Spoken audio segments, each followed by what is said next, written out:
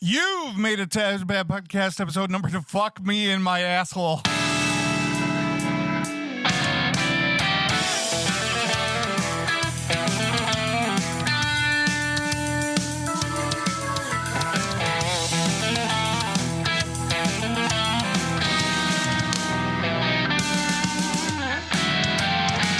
You've made it to the Jam Dad Podcast, episode number 11, late at night in the deep part of the Midwest. I'm Will. I'm Eric. And Dave is sick as shit this week.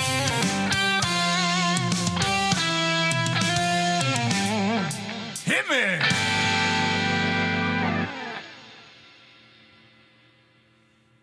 I think that went all right. Yeah. I might have stumbled a little bit. We are, I gotta take these headphones off. Yeah, do that. All right, I'm back. I just had to play engineer across the basement quick. I had to record over Dave's voice for the beginning because he never sent us the original file for that, and it was throwing off my brain. So Yeah, so some reason I gotta go check why I'm too quiet now. did the amp? I don't know. I gotta go look at that. But Dave, he was here and he was not feeling well. yeah, he barfed. Yeah, he threw up a couple times and decided to go home, and I do not blame him whatsoever. I don't believe it was alcohol induced. It was not, unless he was drinking on the job. Which is always possible. No, I'm not gonna tarnish his good name. Dave is a wonderful individual. He is a proper man. He did not drink teaching kids. What happened there? I don't know. It was working. Yeah. Is the amp on? Oh, there you go. Like, Well, we got music now. there it is. All right, I'm back. And I'm here. So yeah, episode numero dos in the new 11. studio. Oh, I know, 11. but it's the second one in the studio. Oh, two in the studio. Yeah. I feel like a little bit of ambience that could be adjusted is like those LED bulbs, like the smart ones. Get a little mood lighting down here. Yeah, I plan on... I'm going to rewire the room completely. Oh, I am going to... I have a duct run throughout that. It's like the main run of the house. But I'm going to cut it back to the beginning of the wall here and snake it around. Then I'm just going to run like 3 pot lights down the middle. okay. Where I hang the guitars over here, I'm going to have a soffit because I have to run the exhaust or the ducting over here for Okay. the furnace. So I'm going to put pot lights in there on each guitar wall mounted. And then I am going to have lamps. Okay. So we'll do lamps for lighting. Okay. Yeah. A nice mood setting. Yeah, nice mood. So we don't have to have on bright lights up there. Mm-hmm. The lights on the guitars over here will be dimmable. And maybe we'll get smart bulbs for everything else so it's all dimmable. You know? We'll go from there. I'm gonna. I bought all the wood to frame out the walls. Got plastic to seal them off, and it'll be a good time. Got to fit it in between recordings and hopefully and work and life. But it's winter. Uh-huh. Winter is great for. I mean, this room is like, it's like 10 by 12 or. No, it's 12 by like 615. That's what it is. So it's really not going to be a huge room to remodel. It's Would you kinda mind boring, just but- handing me the headphones so Oh, I can yeah. listen in for buzzing now and then? Yeah, so we're pretty well set up down here. It's comfortable. We're sitting. Down in the shop we were standing, which was kind of nice, but It sitting- kept you warmer. yeah. Sitting down here is it's a comfortable ambiance, if you will. Speaking of comfortable, that chair looks nice. Oh, I got it off Facebook Marketplace this week. I'm sitting in a orange club chair, if you will. It is pleather. It's not real leather. Oh, okay. It came from Oconomowoc. Picked it up there. It does have a footstool, Yeah. which Try not to kick that. yeah, I'm sorry. It's all right. I just don't want to, We could bring send it in a here. We could frenzy. bring in here for like a pseudo coffee table at some point in time. Yeah. I think it would work out well. It's sitting out there, and actually, if I ever bring my Chesterfield couch down here, I think it'll fit along that wall better than this couch. The people sitting on that couch that couch is actually a lot less comfortable than this couch is. But Well, excellent. Let's get rid of the comfortable couch and put the uncomfortable couch in here. yeah, it's just so my Chesterfield, it's a 3-seater and it's like blue, like a royal blue. And the chair I'm sitting in is orange, so there's gonna be a lot of pops of color in here, which I think is kind of fun. I'm gonna do like a mid-century modern type hangout in here. Okay. I think it'll fit the podcast well. Yeah. Nice and eclectic. Yeah, it'll be funky colors and 50s, 60s vibes. I feel like you appreciate the olden times. I do. Yeah. Yeah. Well, Seeing as how I grew up in a house of antiques. turn of the century furniture and that you in a room that you weren't allowed to sit in. Yeah, my parents had a room like that too. The parlor. Well, so houses used to have a room up front of the house, and it would be like the parlor. It would be like the room you first got invited into, and they had a lot of seating in that room for whatever reason, but you weren't into the main house just yet. Yeah, and that was just like the company room. Yeah, the company room, the parlor. And It's like, I like you, but not enough to come see where I sleep. yeah. Please don't look into my kitchen. And now everything's built around like open concept. Yep. Yeah, I mean, every time we have a party, we're always standing in the kitchen. Exactly. That's where we gather. Yeah, and your house is kind of, it's like a 90s home or 80s home, kind of like my parents' home is, where like every room is kind of divided. Yep. My house is kind of that way too. It is that way. I shouldn't say it's kind of that way. My house was built in the 60s though. And you go back even as, again, turn of the century, it was every room was able to be closed off because of heat. Yes. And a lot of rooms back then had like fireplaces in almost every room. Yep. For the same reason.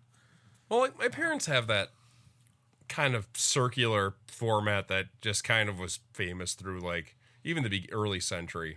How like you start at one end of the house and you can walk through and then get back in a circle. Yeah. Yeah, my parents' house is that way. My house doesn't circle around, but it's a colonial style home. Oh, yeah. Your parents' house is a colonial style home, just like my parents' house is. Yeah. In fact, they were probably very similar blueprints, your parents' house and my parents' house. I've been in many houses that are variations of that style. And architecturally, I hate them. My house, there's a lot of things I would change. When we moved here, I was looking for a home with a garage, a first master bedroom, Okay. fireplace, and I was hoping to get a shop or at least have a place to put up a shop. And my wife was 8 months pregnant, and we were living in my parents' house. We sold during COVID when the market was good, and it slowly got worse as we moved. So worse in a good way for us to buy, other than the interest rates. Yeah. And we ended up kind of not necessarily settling, but we got a house that wasn't everything that I wanted, but it had land. It was secluded. It was in a nice area. And yeah, because the interest rate drove so high, it pushed us out of other places that we were looking at. So, Yeah. Yeah. But I mean, it is a beautiful home, and yeah. it's on beautiful land, and I'm not upset about it whatsoever. But Yeah. He's like, your old place, you had a nice shop at the old place. I did, yeah.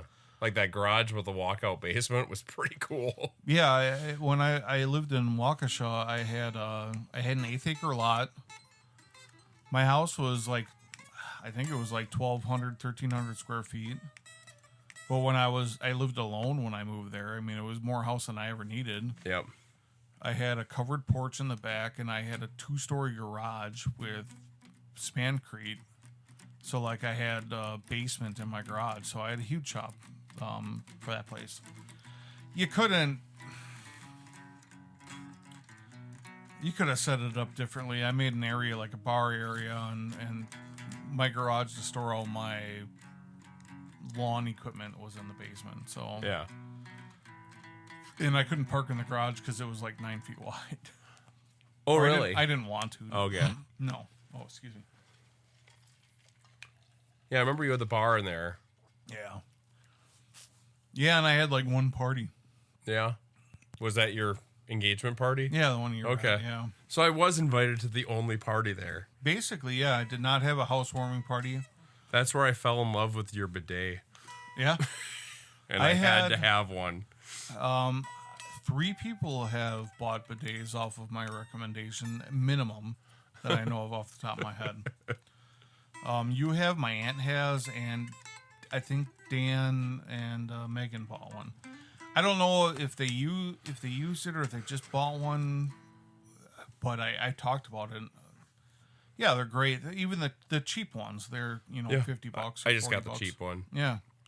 You can have like the heated water ones and all that stuff. And how comfortable do you want to be though? Yeah. Like I kind of like the waking up with the 50-degree water shooting at your nether regions. It gives you a little excitement in the morning. As Dan would say, is constitutional. Is constitutional. So anyways, Dave's not here. He stopped by. I think he was wearing his Invicta. I'm calling him out on that right now. He'll correct me later, I'm sure. Oh, you know what? Had a rubber strap. He might have been wearing his Seiko. And I'm bringing up watches right now. Oh, it's okay. Because, Eric, what do you have on right now? I know very little about it, but apparently it's a Gruen, and it's a nicer watch that I didn't realize I had. Yeah. Yeah, so remind me when we're done recording, and I'll take a look at it. Oh, here, let me look at it right now. There you go. It was a gift from my father that he got when he was in the car business. This has a rotating bezel. That's awesome. So this is a Gruen. It is it's not moving right now. Yeah, no, it needs a battery. Does need a battery. But it is it's a Gruen Sport. It has a rotating bezel, which is pretty cool. And it has a gold and stainless style. Band. Yeah, I like it. Yeah, we'll pop this back cover off and see if I have a battery for it. Okay. I think Dave might have been wearing a Seiko Turtle. I didn't get a good look at it. Okay. He said he was going to pop the rubber strap back on it, and that's all I kind of gathered earlier. Yeah, like this band is a little messed up. If you like hold it straight, you can see that it has been stored improperly and is bent in areas. Yeah, that's kind of. And I know you can trade bands off, but this one's got the Chevy logo on it, and it's cool. Yeah, no, it's a Chevy. I think it's a CCT on it or CVT. CCT? CCT. Yeah, CCT. I don't know what that means. I don't know either. I looked it up when you shared it the other day. I did not look up what that meant, but it's probably Chevrolet customer or Chevrolet something, whatever teams. He probably got that when he worked for Chevy. Yes. Right? Yeah. But yeah, Gruen's a nice watch. I found that out this week. Yeah. What are you wearing? I have my Hamilton khaki field on, or it's a Hamilton khaki automatic. Mel got this for me for Christmas last year. I highly pushed for it. It is like their brown dial. which is they don't even make anymore, so it's kind of unique. I shouldn't say unique. I have no clue how many they made, but Okay. they don't make this watch anymore. Remind me to get a picture of our watches with the drink later. Yeah. Yeah, we didn't get a For picture some of the drinks either. We'll do it in a little bit. Okay, I'll have another one. I think Dave might have been. He was either wearing his Invicta again, or he might have been wearing a Seiko Turtle. I saw a black rubber strap on him. Okay. He left. He ended up just not feeling well and had to go home. Yeah, and he blessed us and told us, "You'll never do it without me." And we are doing it right now. As he sped away into the night and shouted out his window. I'm going to get a digital clock down here for Eric so he can keep our progress under wraps. We're going to try keeping episodes under 2 hours. We understand that 3 hours, or we're getting damn near close to 3 hours. And it keeps creeping up 10 minutes a week. Yeah. We have a lot to talk about. But, yeah. Dave, he stopped on the way here. He grabbed me a cigar and he grabbed himself a cigar. He took about 2 puffs of his and just says, I'm going to be done. So I kind of feel bad about that, but he got us some Papa Fritas. It's by Drew Estates. Yeah. They are, I say, one of my favorites. I asked him to grab me one, which was nice. They're short and quick because it's cold out, and so that's what we had tonight. We got the watches and the cigars out of the way. Eric, what are you drinking tonight? We'll run through these real quickly, and we'll get to the needed, and then we'll get down to the meat and potatoes. We do not have the Metro Minute the music this week. Yeah, I mean, he could always edit it in so we can cue him, and we're gonna send these tracks over to him, and he's gonna do his little magic and add in the intro song, because right now it's just Will speaking over nothing. Yeah, as I said, I listened to an old podcast and talked over everybody to make that happen. So like every other out. podcast. Yeah. I actually, we kind of talked about it earlier, the interactions that we have between all three of us, having that third person, I think really fills the gaps in, not necessarily, like, you guys know a lot about individuals in music, and that's kind of, part of what we want to bring into this. I like music. I like playing music. We all play guitar. We all play.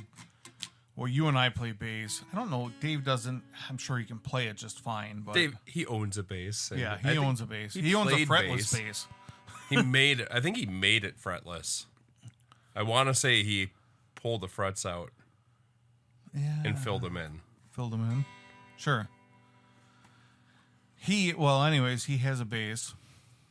And you're probably the only one that can play drums to a point. I can play enough to tell my brother what he should do. Yeah. I'm trying not to kick that freaking USB cord. Anyways. We're still recording, so it's still pushing through. Yeah, but it's just like when it jumps, I feel like I did something. Yeah. Just don't kick it. Yeah, I know. Well, it's right by my toes. We have a little bit different setup. Normally we have Dave recording this, obviously, and Dave's not here. So we're going to switch over to my computer at some point in time, and this is kind of a trial run, I guess. So drinks. We took the long way to the drinks. I am drinking. Yeah. It's called a Bourbon Ricky, which is traditionally I do equal parts bourbon and seltzer, and then I squeezed half a lime into it, kind of just to taste. I've got one floating and one hanging on the side as a little garnish. Oh, it looks lovely. Doesn't it? What did you think of it? I liked it. I would drink that. I like whiskey. I mean, it's basically whiskey and water with a little bit of flair. Mm-hmm. It kind of crosses into that scotch, school where like you generally would drink scotch with seltzer, club soda, Yeah, but I started drinking this when I gave up soda, and I was looking for. Before I discovered the Liquid Death and all the flavors that kind of mimic sodas, I was just looking for other ways to not just drink straight liquor. Yeah. So I don't drink a lot of soda, and I do drink a lot of Liquid Death outside of making alcoholic drinks with them. I drink a lot of Liquid Death for probably I would say at least a year now. Yeah. And it's a little pricey. It is. It's like double ish what you'd pay for like other seltzers. And you know, they have their 12-ounce cans and they have their big cans. And I was buying I'd have like a big can a day for a while, and it's like $3 or something like that. Yeah. Like you can get 2 for $3 at Quick Trip when it's on sale. Then, yeah. They stopped carrying the 20-ounce mango chainsaw. The mango chains. Yeah, I haven't seen that for a while. Yeah. I normally do their lime one. Okay. I don't remember what they exactly. Severed lime or whatever. Severed lime. I don't mind the cherry one. Cherry obituary. Yeah, cherry obituary. That tastes like a really watered down kitty cocktail. Yeah. And whatever, they're basically low calorie waters or seltzers. They're better than drinking soda. I haven't drank soda. I normally don't drink soda. Yeah. It's kind of a not drinking water all the time thing for me. Mm-hmm. I was never a huge soda drinker. My sister and brother-in-law, they drink like a 12-pack a day between them, and that's just gross. And I used to do it, and when I work in vending, and I used to just if I want to, I could drink a 12 bottles of Diet Pepsi and eat like 10 Snickers a day if I wanted to. I've learned that I actually have self-control a little bit. It's mostly seltzer, drink a lot of LaCroix, water, and coffee. Yeah. And then I drink on Thursdays when I come over here. It's a good time to drink.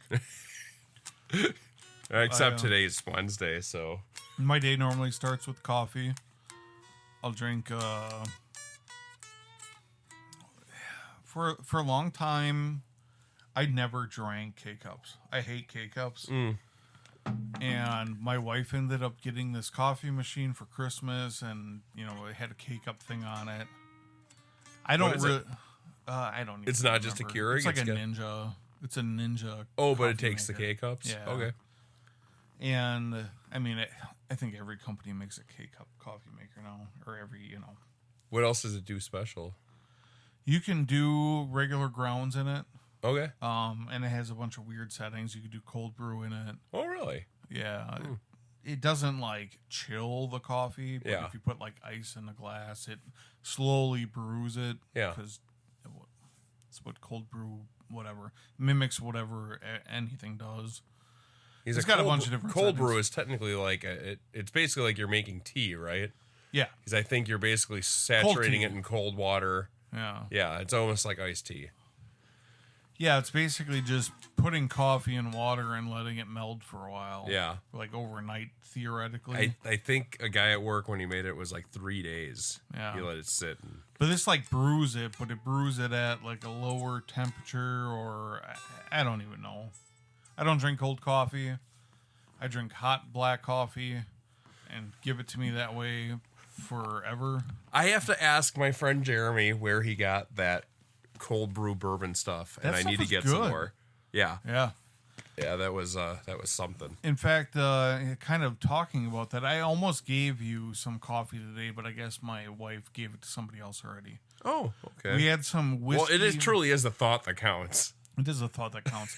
I was like, I'm going to give this to Eric because at least he'll get 1 cup out of it, and then he could give it to somebody else, and it'll go until it is empty, I think. What was it? Or somebody throws it out. It was just whiskey flavored coffee. Okay. And I think it was a coworker of Mel's gave it to her. So they tried it. And then we tried it. And it was drinkable. If it was the only thing in the house, I would drink that until it was gone, and then I would buy more coffee. I'm one of those people that unless it is just awful, Yeah. I won't throw it out. I'll suffer through it for, a couple cups of coffee in the morning, and then I'll buy something I enjoy afterwards. Mm-hmm. But it was some whiskey flavored coffee. It had like a lavender hint to it, or some kind of botanical. Okay. I didn't even taste any of that. It was drinkable, but it wasn't good. But again, like every seltzer in the world my wife buys, Yeah. she can't just pick one thing and be satisfied. What's her favorite? Except for me, for some reason. I don't understand that. Maybe that's not true. No, Time will tell, I guess. Time will tell. But literally every single thing in her life, whether it's makeup, coffee, food, whatever, she has to try every single thing that she can possibly think of to be satisfied. Like, she's never bought the same shampoo twice in a row. Wow. I mean, it's not true. I think she just did again, but I'm trying to.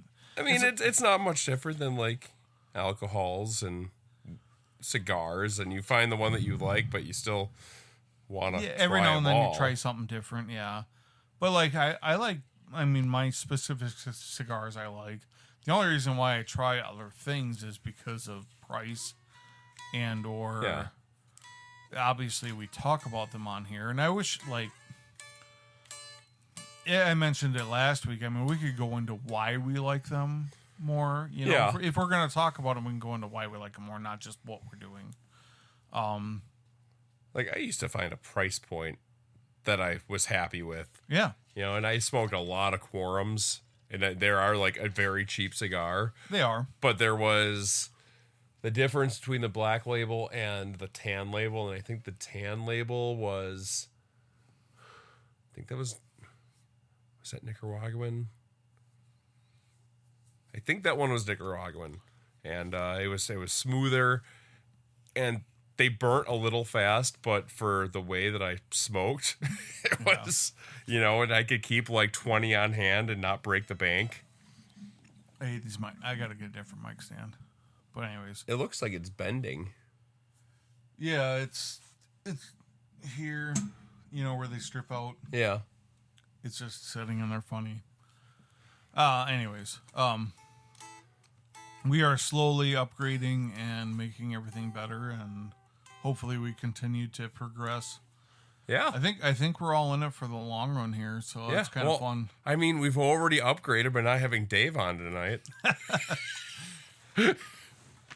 I'm just kidding. I miss his musk.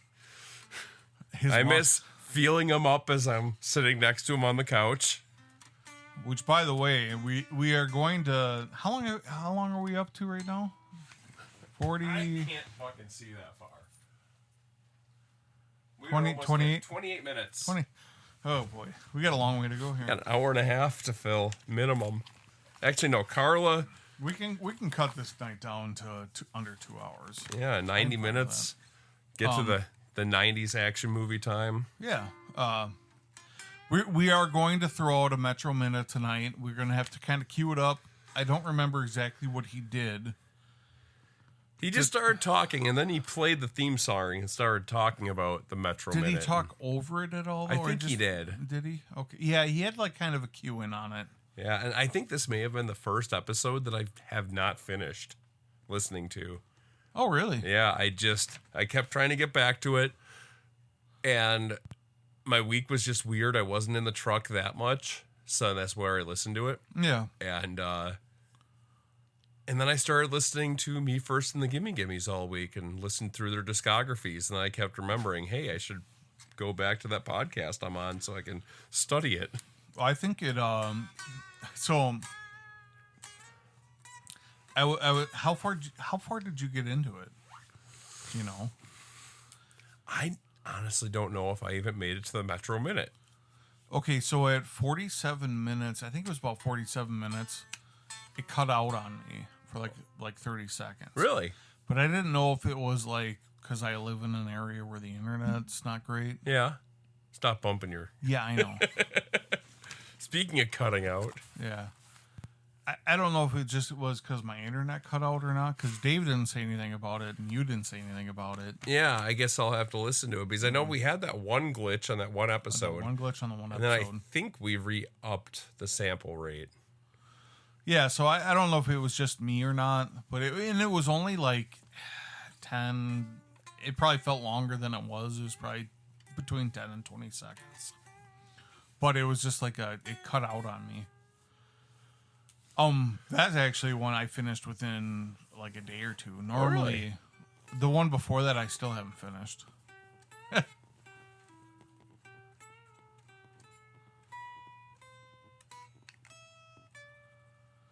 We used to play that. Well, we wanted when to we were be, a metal band, we were playing Eric Clapton covers in the well, basement. we started playing that. We were going to be a bar band.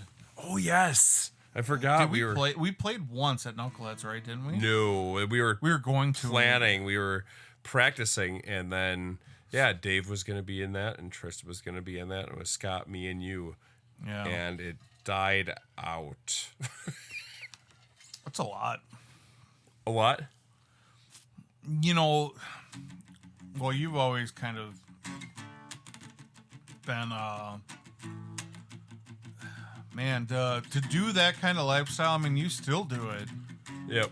You play every weekend, or you don't play every weekend, but you do play some weekends. Yep. Yet every weekend you're going to gigs and you're staying up for late night, doing shows and doing whatever on top of your lifestyle.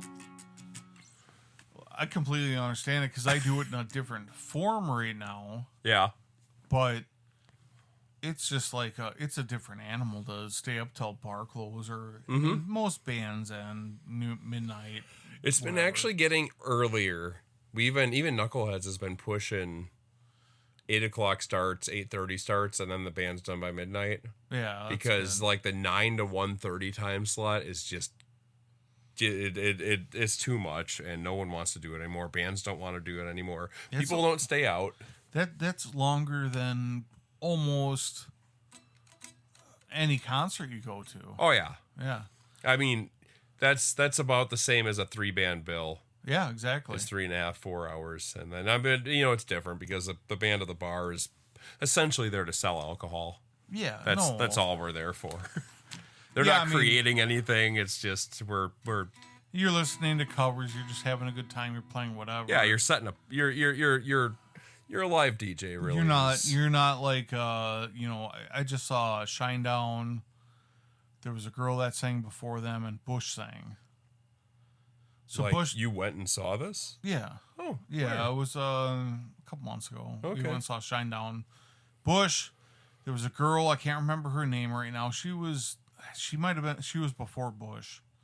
She's an up and coming. Well, she isn't up and coming. I shouldn't say that. She's been around for a little bit. Was it just her, or is it a band? It's a band, but the she Pretty is Reckless? like maybe Dorothy? I don't remember. Okay. I'm going to look this up. I'm the producer, so I need to look this up. I'm not even going to. I thought it was her name, but it might have been something else. It's their Dance Kid Dance Tour, Milwaukee. Okay, where was it? Milwaukee at the Fiserv. At Fiserv, okay. Yeah. Milwaukee has several venues. Yeah, when I bought tickets, like it was hard to find like who the other acts were too. Like when it happened, like before it was happening, and then Bush played, which Bush is. I mean, they've been around since. I mean, we were in high school. Before grade school, even. They were the last school. push the Seattle had of the grunge scene. Sure. 95. Yeah, I would say 90s. And that singer, he is he's very spiritual. Yeah? Morgan Wade. Yeah, it was Morgan Wade. Okay, I have no idea who that is. Yeah, I don't either. She was good though. You know, you kind of like when you see bands like that, like her sound was awful. You know, and so her sound crew was terrible. Well, and supposedly Pfizer has bad sound. It depends on the show. The shows that I see at the the hockey games are at the Panther Arena, and those just sound like crap because they only have They have way less low end than they need. But anyways, there is a famous thing that's gone around Milwaukee for years where they don't purpose, and Summerfest always did it. They had a rule where they didn't even turn the subs on until 5 p.m. So it would just be tops. It's not to purposely make the opening bands sound not as good, but it's just less effort, I suppose. Yeah. No, it just sounded awful. Yeah. Bush sounded better. Bush actually, I think probably sounded better than Shinedown did. Really? Actually, I heard that Shinedown show sounded horrible. Someone else told me this. Yeah. Oh, actually, my friend Josh Patterson told me that. He said it was really bad to the point where he was getting ready to message the people in the union to ask what the hell's going on. Yeah, I think Bush sounded better than Shinedown. I mean, Shinedown, I'm a huge fan of Shinedown.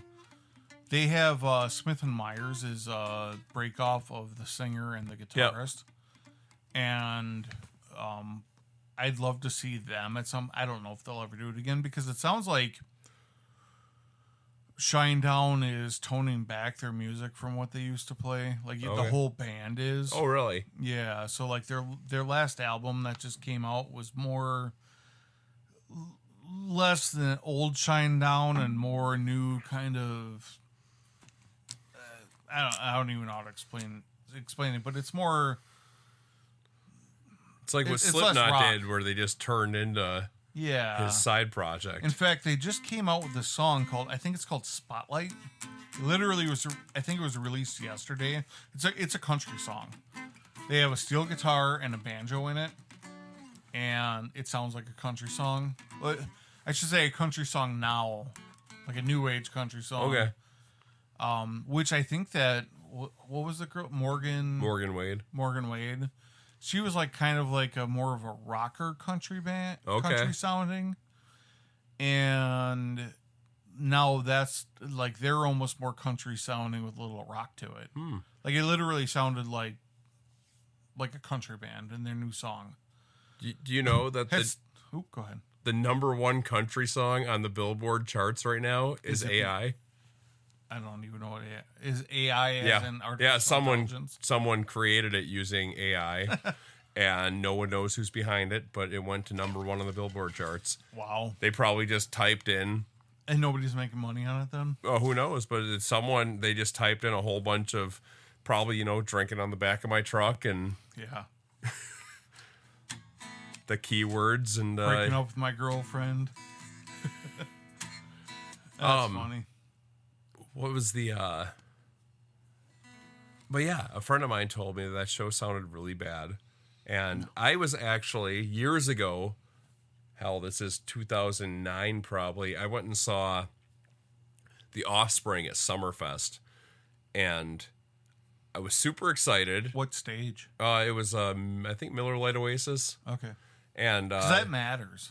Right? It does. Yeah, and I've always had way more luck with it sounding good at like the Briggs and Stratton Big Backyard, or I don't even think the North Shore is that there anymore. 1021 ran. That one always sounded pretty good. Yeah. The North Shore got taken out for the BMO now.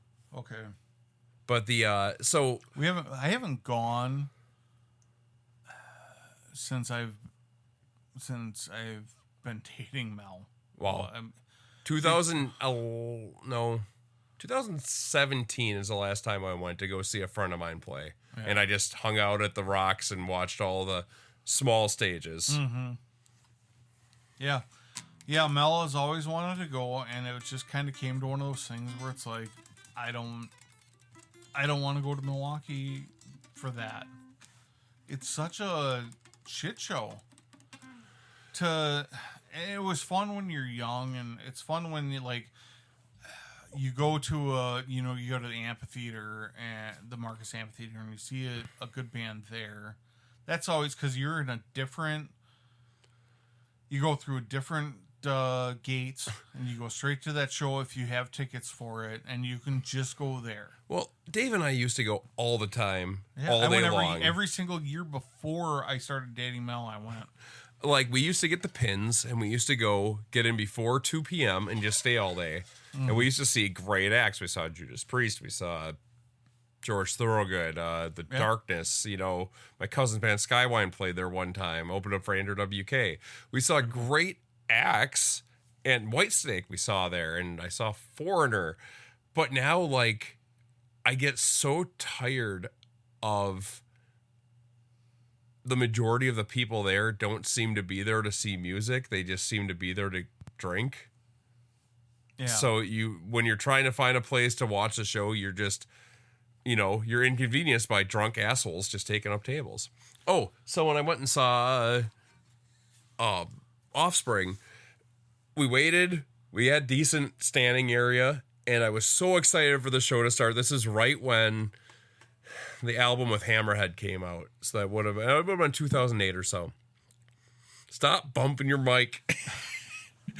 So anyways, you're not buzzing, you're good. Yeah. So we went, we waited, the show started, sounded like shit, and I'm like, okay, I understand. You give it, after the first song it should straighten out. It didn't. And it got up to where they did Bad Habit, and it still sounded like ass so bad that I texted a guy that I know, Trevor, he's in the union. He said, I know a bunch of guys that run the stages down there, and if they aren't running the main console for the headliners, because they usually have their touring sound guys, I messaged him, I'm like, dude, this sounds like absolute ass. And then when we finally decided to leave, we walked away because I just couldn't handle it anymore. We're walking by and I'm like, oh, someone finally taught him how to run it, because all of a sudden it sounded better. But at that point I lost interest. Yeah. And that sucked because I really wanted to see it, but I might be a snob at this point, but I have such a hard time watching a show that sounds like shit. I just watched a thing on Offspring earlier today, actually. It's kind of funny that you brought them up, but yeah, it was just kind of one of those, it was like an interview thing where they talked about like their more famous songs or whatever. And it was like the first song was, I don't remember what it was, but one of their songs was a serious song and the drummer had his shirt off, which kind of reminds me of Scott a little bit. And it was just like, yeah, it was such a serious song and he had his shirt off throughout it. Yeah, whatever. I was like, oh man, I can't believe he's like, sometimes we don't even play the song, and it was one of their greatest songs. So crazy. Gone Away? I don't remember. I'd have to go back and watch it again. Remember, I have the crappiest memory in the world. Which reminds me, Huh? Can we pause for a second? Oh yeah. Hey, let's I don't even know. Can you just hit spacebar on that? Does that pause it like every other? I don't know. It's probably gonna delete it, so I'm just gonna hit the pause button. And just like that, it's unpaused. For us, it was a pee break. For you, it was 2 seconds. Yeah. I just gotta keep track of where we are. We're at 43 minutes. Sweet. And we've covered all the bases, and now we're just... Well, we have not talked about the Metro Minute yet. Okay. I don't know. Do we make helicopter noises, or what's going on with that? Well, I think we just have to cue that we're going to start talking about it. Then Dave can add the sound. Welcome to the Metro Minute. I'm your host, not Dave.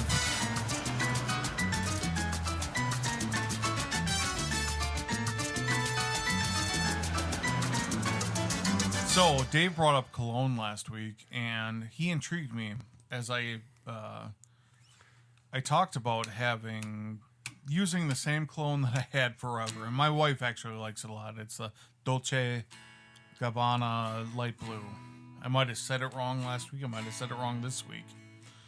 So I ended up buying a dupe of, what would it be? Tom Ford's Tobacco Vanilla TV is what it was.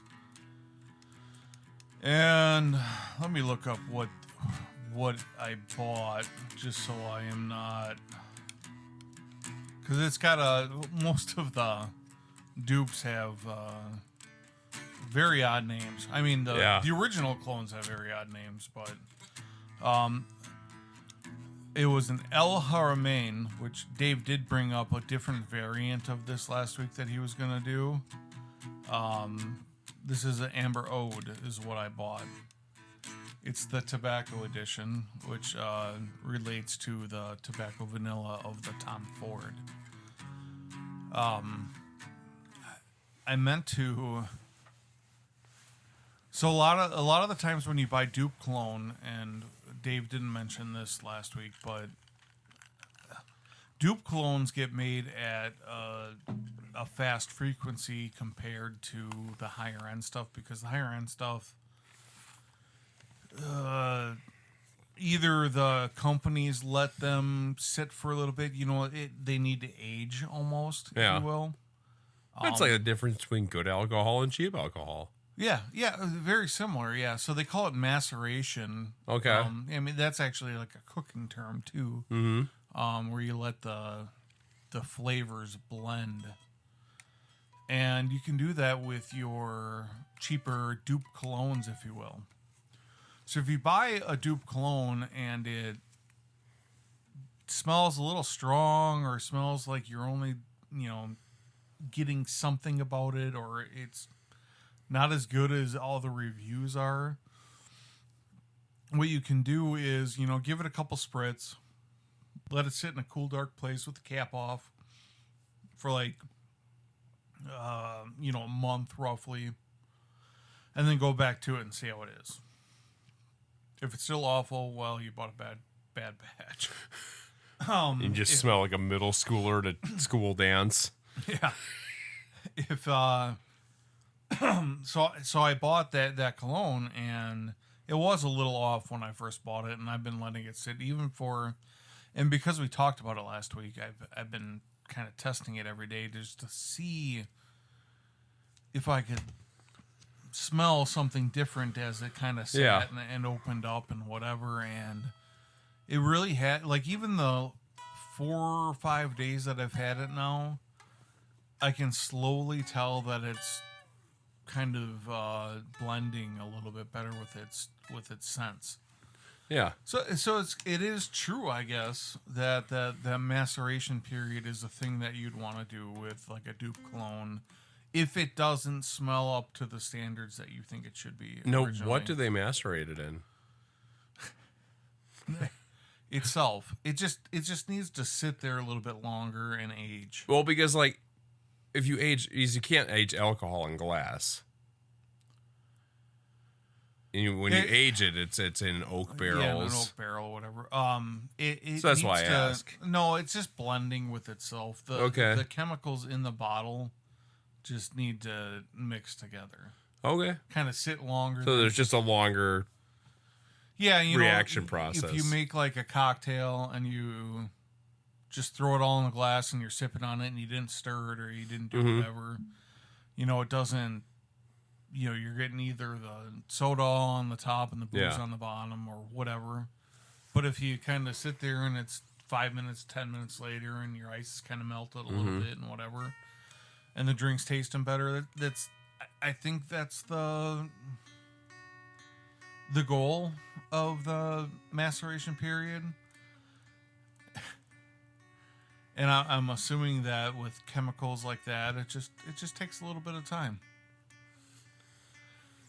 I don't think that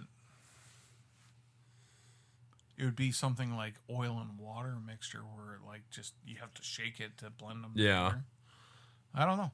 Well, he's like, I got cheap cologne at home. I was just wondering if I could throw it in an oak box and if it would make it smell better. I don't think. I think at this point in time, if you've had it for a long period of time, it's macerated through its maturity, and that was the wrong note.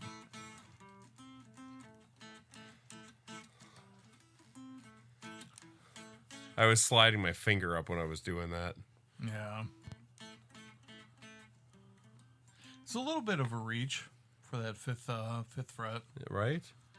Especially when you're like playing it on your crotch. Yeah.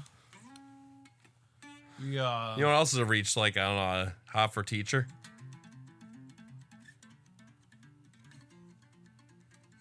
When you do those those full 6 fret hammer-ons. I don't think I've never played that song, or I've never done that. I guarantee it. Fuck, how do they? Something like that. It's almost the same chords. Yeah. Sure. That's why my wrist hurts. I have a watch on. I'm wondering why my wrist is dying. Leave it on. Get used to it. That's got a screw on back too. You got a nice watch there. A screw on? Is that what that is? So I shouldn't try peeling that off. No. Does that take like a special spanner wrench to pull off? I'll see if I can get it off with my tools. I bought a battery for that watch that I got you the other week. It might be the same size. Okay. The watch that failed. I put the battery in it. Didn't work. And you're not going to want that back? No, I threw it out actually. The one that I had. Oh, okay. Oh, I thought you were talking about the Bugs Bunny watch. No. The one that I was going to give you last week that I put a battery in it, it died. That Mickey Mouse watch that I posted on the group chat is huge. Like, I don't know diameters and millimeters and all that. But bring it. Wear it next time. Okay, fine.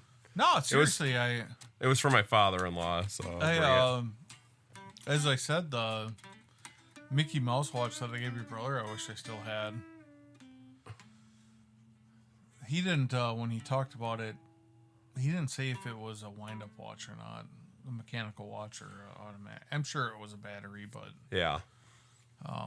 Some of them are, they're little mechanical watches. Oh, really? Yeah, they're kind of neat.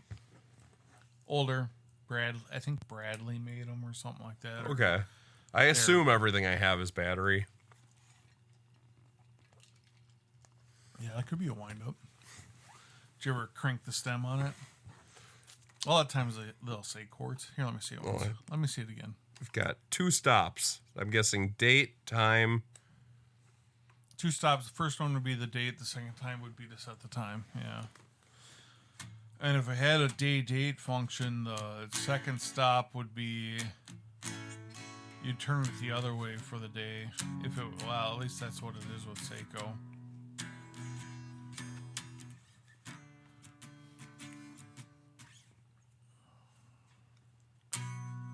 Yeah, I wouldn't say this is mechanical. It probably says quartz on the back. I'm wearing my contacts. I went to the gym today, and I wear my contacts so I don't get my eyes ripped out I can't read that at all with these stupid things. What am I trying to read? Does it say quartz on the back at all? I'm blind as hell too. Hang on. Yeah, it don't matter. Grew in since 1874. Quartz. Yep, there you go. So it is battery powered. Okay, so quartz is battery. Yeah. Let's Quartz see. is Stainless steel back, base metal bezel, water resistant, 3 ATM. So that's like 30 meters. 30 meters underwater. I think ATM is 30 is meters. Because that's a lot. Yeah, it is. No, is it feet? Shit, I should know this. Like 10 bar is like 100 feet or 100 meters. We are. I'm on drink 3. I'm just gonna let it go to that. Can you? I've been meaning to actually play some little Johnny Cash in the background. Dun, da, da, dun, dun, da, da. There you go.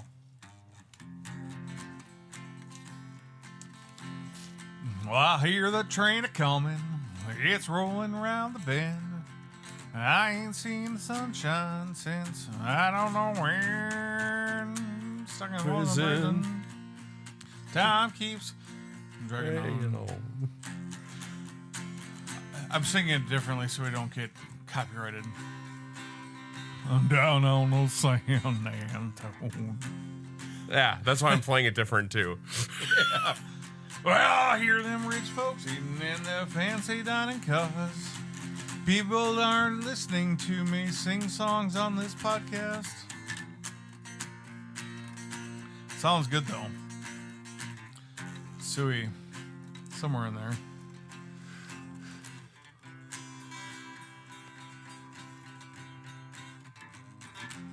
I Nice. still remember the solo. Oh, wait, shit, it's the wrong key.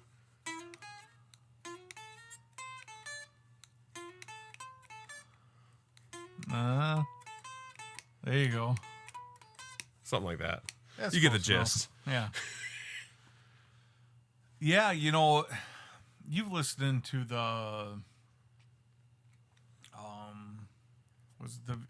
was it VH1 where he did the thing with Willie Nelson? Yes. Yeah. Was that part of the American Storytellers? Yeah, I think it was. That was amazing. Mm-hmm. I love when he grabs Willie's guitar and he like does, or maybe Willie grabs his guitar and does something and goes, "Hey, it's the first time it's ever been played." Is that the one that's got that great version of Ghost Riders in the Sky? Riders, yeah. Yeah, it's amazing. They're both, well, Willie's still obviously alive and kicking. Yep. But it's just got both of them old bastards singing that song on it, and it's amazing. Is Willie the only VH1 Storytellers, yeah. Is he the only last living highwayman? Highwayman? Yeah. He's Christopherson died, right? Yeah. Or is he still around? I don't know. I'd have to look this up. Why are we just guessing? Mel's going to be screaming at the... I don't think she would to even know that one. My wife is like an encyclopedia. She's almost as... Obviously, Eric is failing us right now. Willie Nelson is the last surviving member. Yeah. Following the death of Chris Christopherson in 24. So, that was, a year ago, whatever. Yeah. Yep. Yeah, was it Waylon, Willie, Johnny, and Chris? And was there one more? Hey, was Hank in there? No, I think it was just 4. Yeah, just 4. I don't think it... Yeah, none of the Hanks were involved. The Highwaymen. It was all the guys that left Nashville, went to Texas. Well, Nashville's getting a little liberal.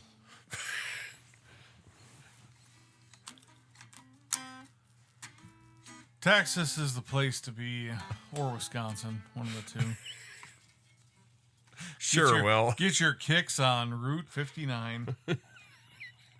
Highway 99. Yeah. I don't think it's been called it in 20 years. 25, 30 years. Yeah. That was County LO. Yeah, it was. Holy shit. Yeah.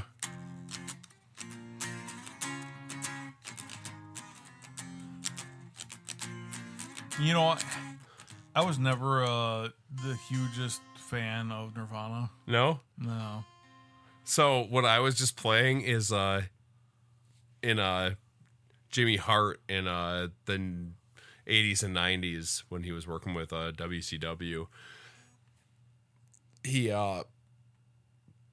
used to rip off very popular songs to rewrite them for wrestlers' entrances. Sure.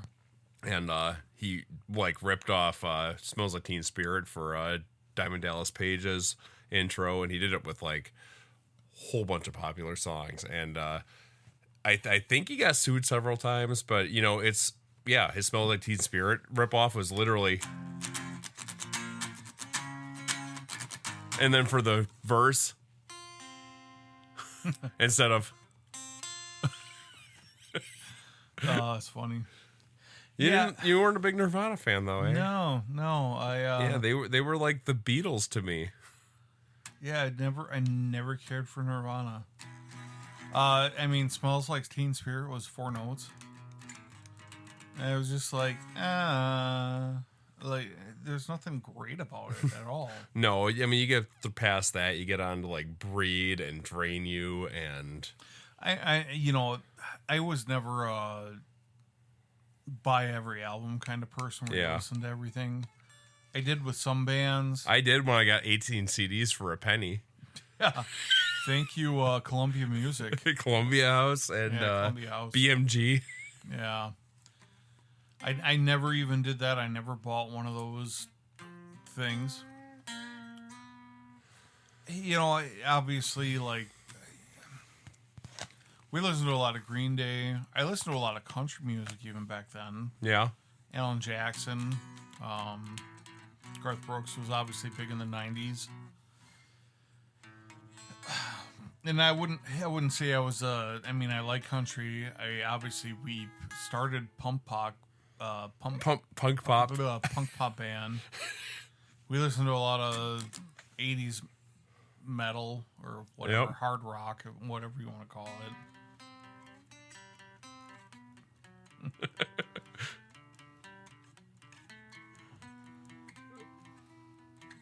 That's Subdue. Mm-hmm. But yeah,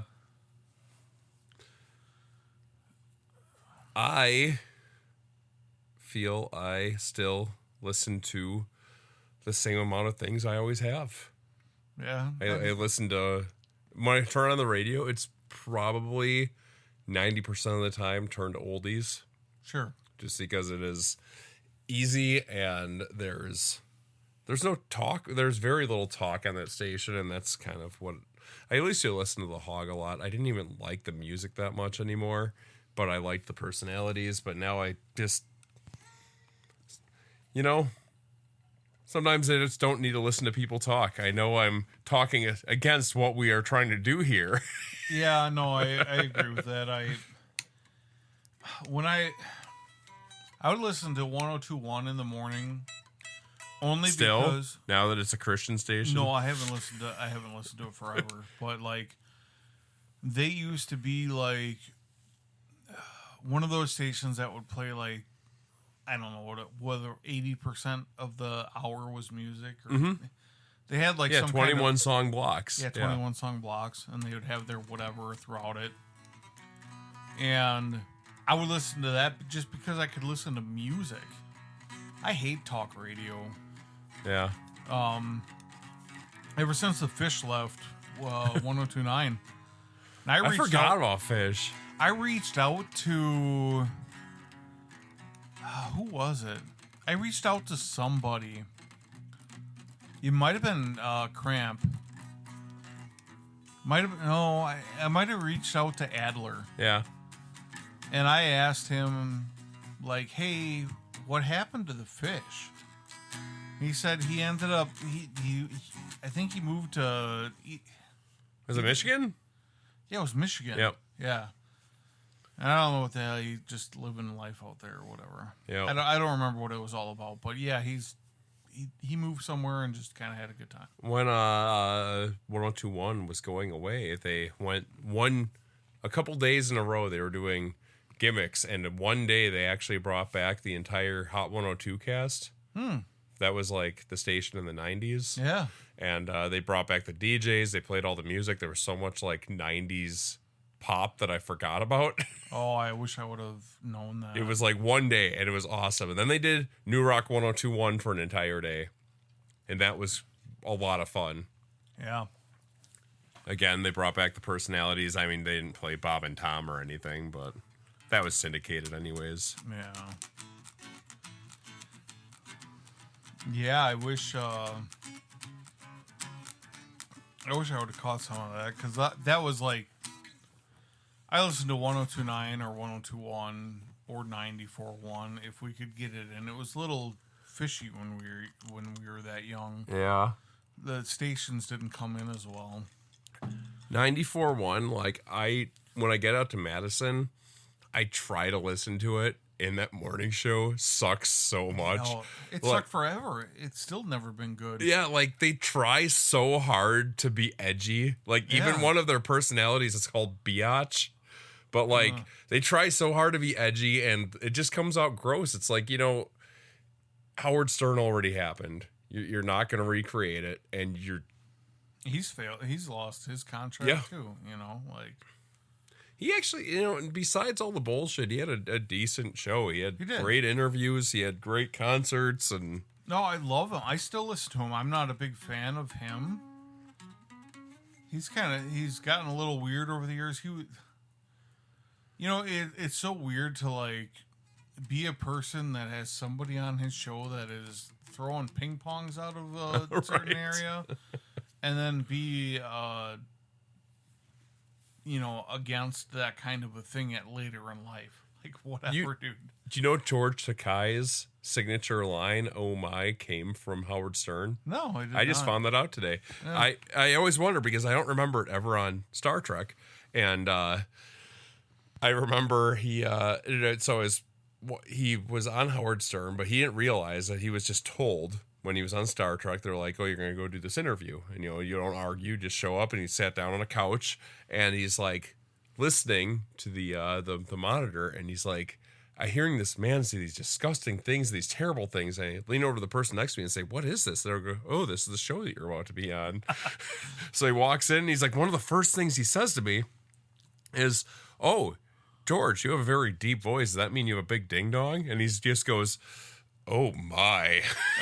And apparently Howard Stern kept that clip and would play it whenever. It was always George Takei's voice saying that whenever something weird would happen on the show. And that's where that was born. Not gonna lie, that's awesome. The little drunk midget that he had on. Yes. Gold, not gold. What was No, his? Beetlejuice, yeah. Oh, So- that guy was great. Do you remember his show in the early 90s? Like his TV show? It was like Party House or something like that? Beetlejuice or Howard Stern? Howard Stern. Howard Stern. When he would wear the bald cap and he'd wear the women's underwear. No, I do not remember. It was like very Springerish, but it was like a variety show, and like Corey Feldman sang on it one time to tell you how weird it got. Yeah, well, Corey Feldman. That's questionable in general. Hey, he's a killer guitarist. Just ask him. Yeah, Corey Feldman. I can't tell if he knows that he sucks and he's just like expert level Andy Kaufman, like that's what he's doing, or if he is just that delusional. He's delusional, probably. He was the one that got abused, right? Yeah, him and Corey Haim had the stories with, Yeah. and what's his name? Charlie Sheen denies all of it. Yeah. Yeah. During, what was that? A really good movie, actually. Lucas. Yeah, the high school movie, nerdy kid. Yeah. Hollywood, man. It's effed up. Yeah. Don't trust anybody from Hollywood. Don't trust us. Well, I'm going to be in a movie. I just had to meet a guy in a van, and I'm kidding. That was a bad joke. I had to do It's these the things, booze. but I wanted to do them anyways. Being in a movie is just a bonus. Oh, boy. But anyways, how's that Harvey Weinstein doing? Is that guy dead yet? No, he's not dead. Well, yeah, he He is like ill, right? Like, he got ill while he was in prison. yeah. And Good. I never cared about following up on it at all, because why would I? Yeah. Other than maybe he would die one day. Mm-hmm. That is, I mean, don't trust Hollywood at all. If we ever become famous, don't trust us. Don't trust. Oh, I don't think I'm ever moving to California, so I think we're safe there. We just talked about that earlier. I won't even go to the 5 major theme parks there that I want to visit. Yeah, I'd go. My buddy, he's got an uncle that lives out there. You know, he's kind of like east, or I should say north of like the big cities, Okay. LA and, you know, the other ones. San Diego. Which is, what the south Wales, there. Virginia. Yeah, he lives just north of LA. I think they can drive down to it or whatever, but you get outside of that lower section there, and supposedly the state's not that bad. The problem is that the population in LA and you know, that lower section there, Oakland too. Oakland, South Central. South Central, and basically the lower quarter of the state is just kind of ruins the whole state. But Yeah, and where I want to go, everything's there. everything is there. Yeah. Yeah. Like- I'm assuming you want to go to Disneyland. Well, Not as much. It's mostly Knott's Berry Park or Farms, which is right across from Disneyland. Magic Mountain, which is about an hour away up in the mountains. Sure. Discovery Kingdom, that I believe is out by San Francisco. California's Great America, that is. San Francisco. Alcatraz is near there. At the Golden Gate Bridge. Golden Gate Bridge. Yeah, there's things to see there. There's obviously In-N-Outs are out there. See, I've heard so many mixed reviews about In-N-Out. Yeah. And I almost ate it at Jack in a Box. I think I saw one, where was I? Outside of Pittsburgh, and I saw one. And I almost stopped for it. No, that was a St. Louis trip. Never mind. And, and I almost stopped, but I looked at the menu. I'm like, you know what? There's too much weird shit on here to any of it to be good. When you're selling hamburgers, hot dogs, burritos, egg rolls, it was a big mix. I'm like, I just can't imagine any of it is singularly good. You know what's great that we just kind of, it's growing a little bit here? Shake Shack. I have never had Shake Shack. Shake Shack is ridiculously expensive. There was one in Milwaukee, and I went to it once. I had Steak and Shake. That's the only close thing like that. Sure. And whatever I ordered there wasn't my jam. But the one that's in Brookfield now, it's great. Every single time I get a burger there, it is it's just one little step above Culver's. Yeah. Which is arguably probably on the higher side of quality. I like it better than any other fast food burger. Even Wendy's? Even Wendy's. Five Guys. Five Guys is garbage cheeseburgers, but amazing fries, in my opinion. Yeah, their burgers aren't that great. If I'm spending $30 for two people, I better be eating something better than American cheese. And you'll be spending $20 on yourself at Shake Shack. It's expensive. It's no good. It's not going to work with my plan. No, it really sucks. Burgers are good. I'd rather get 2 double cheeseburgers for $4.50 at McDonald's. Mel and I, we went on a very large burger kick. We traveled around the state getting burgers we didn't necessarily go 100% out of our way from, but we went to a lot of places. Did you go to Wadle's?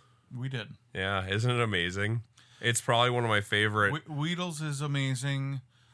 We went to Pete's out on the west side of the state. Okay. What's the place in Johnson or not Jefferson? Wadle's. That's Wadle's. Yeah, I went there when I was on jury duty. Yeah.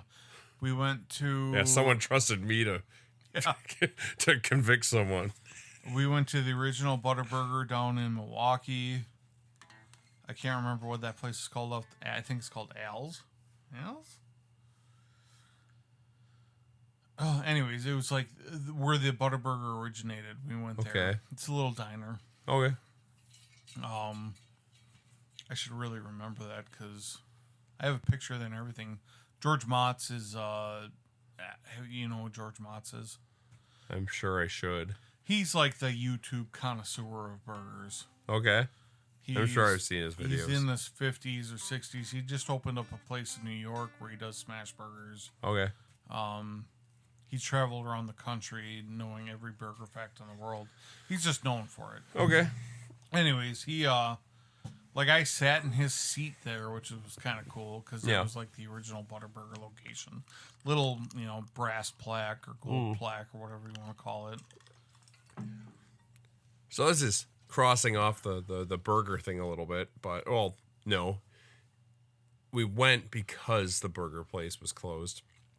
We were trying to go to Big Boy. Mm-hmm. Big Boy's great. When you get out towards Detroit, there's actual Big Boys. Because you get down by Cincinnati, and they're all closing because they sucked. The sauce wasn't right.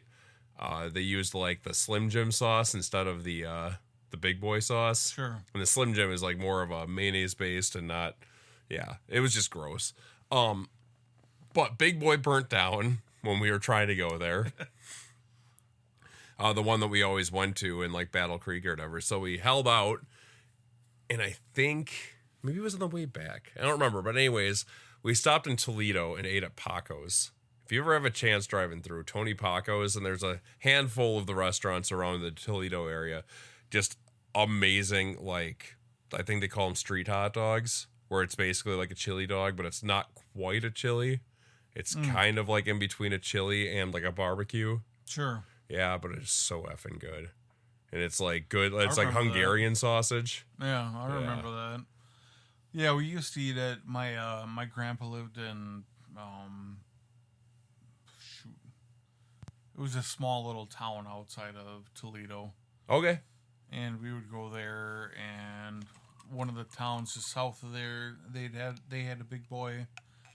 We'd go and eat at while we were out there, and it was, obviously you'd get the big boy with it was supposed to be like a secret sauce or whatever, but it was okay. It was always Mac sauce, or it was essentially a Big Mac, and I think it was the original. Yeah, I think before McDonald's. Yeah. And then the Super George is the same deal. Exactly. Yeah, and it's always fun. It's kind of like, even if it isn't great, it's nostalgic. Yeah. To a point, unless it just sucks. Well, there's like a different... Because sometimes it just sucks. Well, because like the big boys are set different. Like the ones down in like southern Ohio are like fast food places, and the ones up like north of there are like actual still like Denny's essentially. Yeah, like 24-hour Like diners. a Denny's, they served us at the table. Yep. Yeah, and then those were generally always the better ones. I'm trying to think. I try to make it a point when we go on trips to look up restaurants in general that we don't have around us. Yeah. And, even if it's fast food or anything. And Still, I I agree. I do the same thing. Yeah. We were looking for I haven't had a Del Taco yet. I've had a Taco Time. That they have in Canada still, and out west, like Washington State. My friend Brett used to tell me about it. And it was all right. It was... What's the big Canada, like... Tim Hortons. Tim Hortons, yeah. I love Tim Hortons. Every time I go, I get a handful of donuts. They're whatever whatever the donut holes are called. I can't remember what they're called. I don't know either. Tiny Tims or whatever, and I would only get coffee. Like the airport style ones, which is never anywhere near as good as what you'd like. And it's always 3 times as expensive. Yeah, but I mean, it's like whenever I was in Canada, it was like I'd be flying through, like, I'd hit Toronto airport, and then it's just like, okay, well, I'll go to Tim Hortons. Mm-hmm. And you get whatever's at the airport. Yeah. I like the coffee at Tim Hortons, though. I was in Vancouver for quite a few trips for my last work project, and there was not a Tim Hortons there. Yeah. Like, that you could go to. Vancouver has a red light district, though. Yeah. I've heard. Vancouver, I did not mind going there whatsoever. It was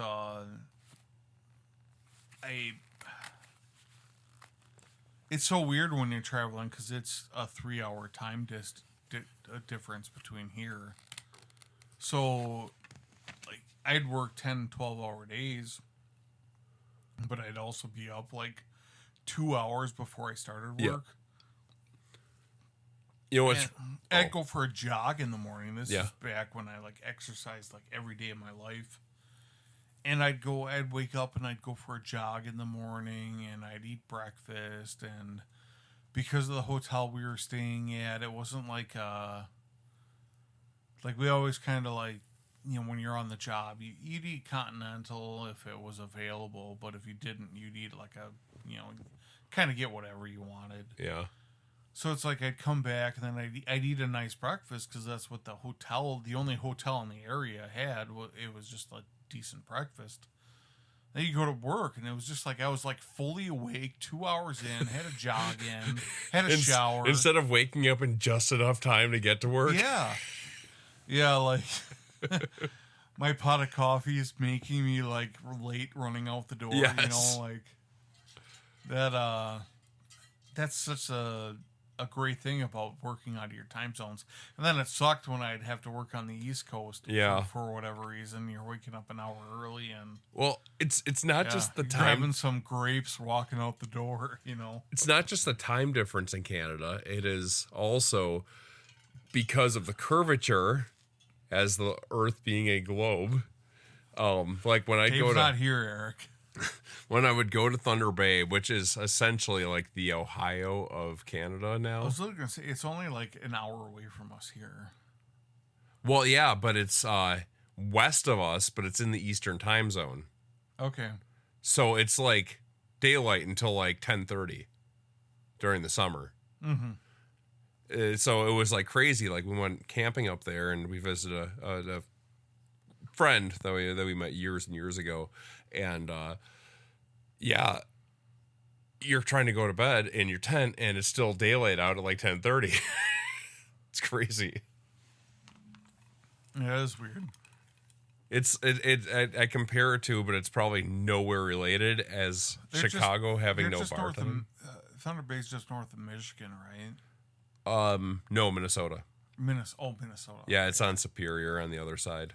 Toronto's just north of Michigan. Yes, well, north of Michigan, and it's actually north of New York. You can get there through Michigan driving over the lake. Yeah. It's north of Niagara Falls. I was just there. I was actually in Vaughan. Vaughan, Michigan. No, Vaughan, Ontario. Vaughan, Ontario. For Canada's Wonderland. Vaughan, Michigan. It's like I was in Milwaukee, North Carolina. Yeah. I am. Are you trying to look at a map right now? I am thinking of Toronto, though. Yeah. Okay. Yeah, and that's on. Yeah, that's over. That's over by. It's on Lake Ontario. Buffalo. Yep. Yeah. Yeah, that's exactly what I was thinking of. I figured it's okay. Because I'd fly. I mean, you can. It's only like 3.5 hours, give or take. No, about 4 hours from Detroit driving. Yeah. No, it is what I'm thinking. Because I'd fly into Toronto for work, and I love Toronto as a city. It's an amazing city. I'd love to spend some time there. I know that really annoying fat chef, I think, has a restaurant there. Yeah, Fieri? No. Or he's just a foodie. He's a chef. But, no, the Matty Matheson. Oh, okay. Yeah, he's, I don't mind him whatsoever. Mel hates listening to him. And I mean, I understand why. He's eclectic, but. Yeah. I love Toronto. It has, for whatever reason, well, not for whatever reason, I know why, it has gotten a bad rap in the last decade. But, you know, reading about it and actually going there and experiencing it are two completely different things. Because, like, all you hear about is how it's dangerous, violent, the crime's up, blah, blah. But then you go there and, like, we can walk around all day in the city. We walked to, even the higher crime area, like Chinatown. Sure. Walked around, got food, went to all the little crap shops, bought a porno disc with like 3 homemade movies on it for 99 cents. Because when in Rome. Sure. But, yeah, like, sorry. I forget, maybe I should edit myself once in a while. But yeah, we wandered all around and never did I feel like Will that reach this far? The what? The hair? Oh, you want the guitar? Yeah, I don't want the hair. I am replacing the rug in here. This thing is ridiculous. Is it the rug that is sticking to me? Okay. I thought it was the dog. No, it's the rug. I like this rug. But so weird. Yeah, like, I feel more uneasy Jeez, you want to just smack the mic a little more? See, that's why I want to move the mic. Like, I feel more uneasy in, like, even walking around at night in Waukesha sometimes. Yeah. And maybe it is naive, it's not knowing is probably better. Yeah. But then, I would go to, even New Orleans. We never really got bothered. Con artists and that try getting money out of you every turn that you go to. I mean, they are harmless. Generally, yeah, until you have 4 of them surrounding you. And that's why you always keep I'm getting rid of money in your front pocket so you don't have to pull your wallet out. It only happened to me once. Most of the time when I traveled, I always threw my wallet in my front pocket. My wallet was in big crowded areas. My wallet's always, I guess, announcing it on the air, but it's always fine. PSA: put your wallet in your front pocket, and keep a good amount of money not in your wallet. Yeah.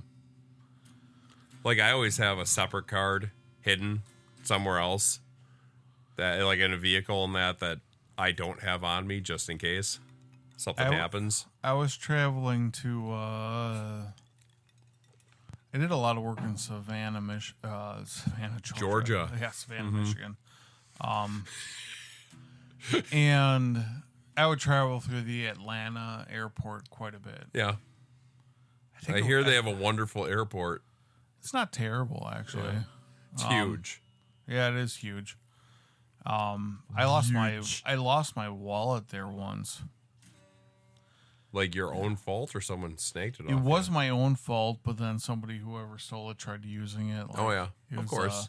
Yeah, it wasn't I want to return it to this user. It was there's a card here. Let me buy everything I can with it. Yeah, I went to CC's once for dinner and accidentally left my card on the counter. Someone grabbed it and went immediately to Big Lots and bought a TV and went somewhere else. Yeah, I completely maxed out my daily limit. Yeah. I got it all back. So anyway, I was wearing shorts, and I hated wearing these shorts because of this exact reason. My wallet falls out of it easily.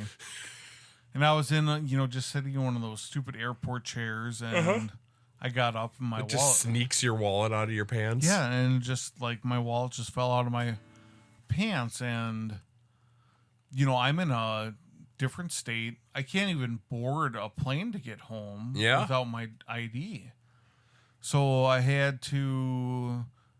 was actually living at my parents' at the time, because it was when I sold my house, and before I bought this house.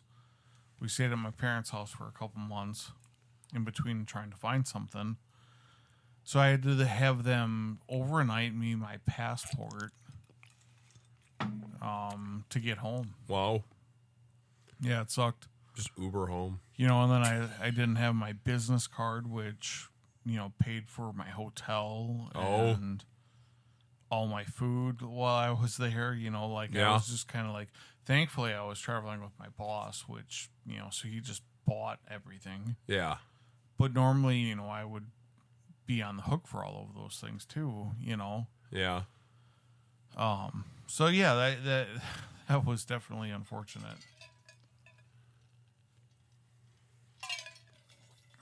Yeah, this is why I want to move the mic to the other side, because makes sense. Yeah. Or suspend it. Yeah, we could do that though. That's why I wanted to pick your brain. We can talk about it when we're looking at your watch later. Yeah.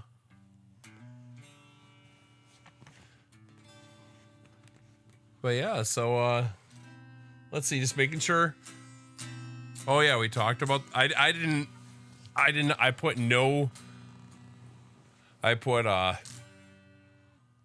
nothing, no information forth into the Metro Minute. Put forth no, yeah. So I'm wearing pajama pants right now with a t-shirt that has a bunch of holes in it. Dave actually showed up tonight in jeans. What t-shirt? He was wearing a 007 t-shirt. 007 shirt. Yeah.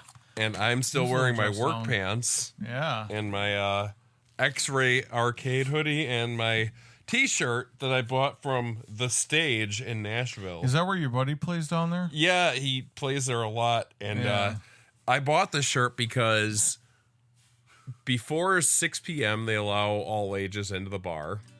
And we went in there with a giant group because we were with the school.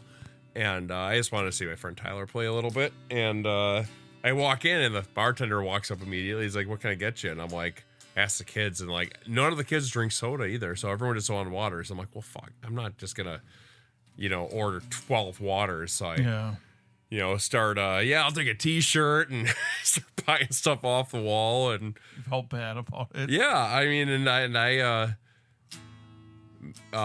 me and friend Heather, but we both bought NA beers because that was allowed on the trip. But I'm like, I need to buy something, and I'd rather drink an NA beer than a soda. Yeah. Yeah, because they're all there to make money, and they're not gonna off of 12 people drinking water. Yeah.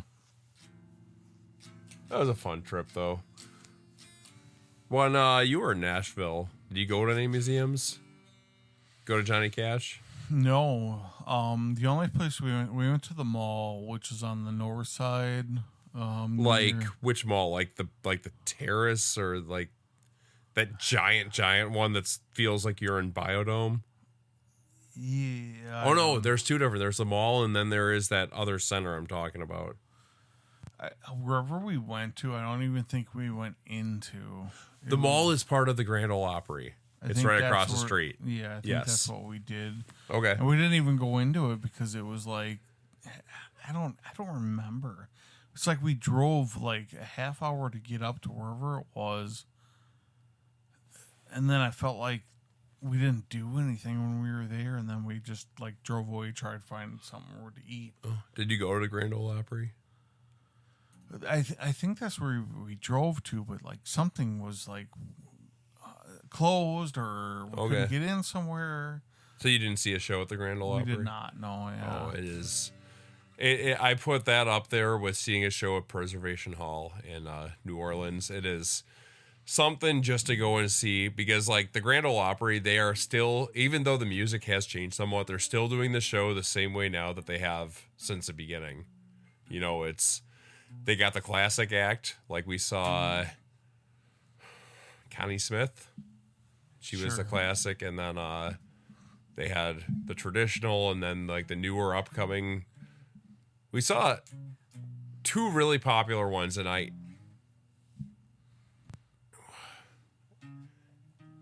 Tina and Faye? No, that's Tina Fey. I'm confusing with the writer from SNL.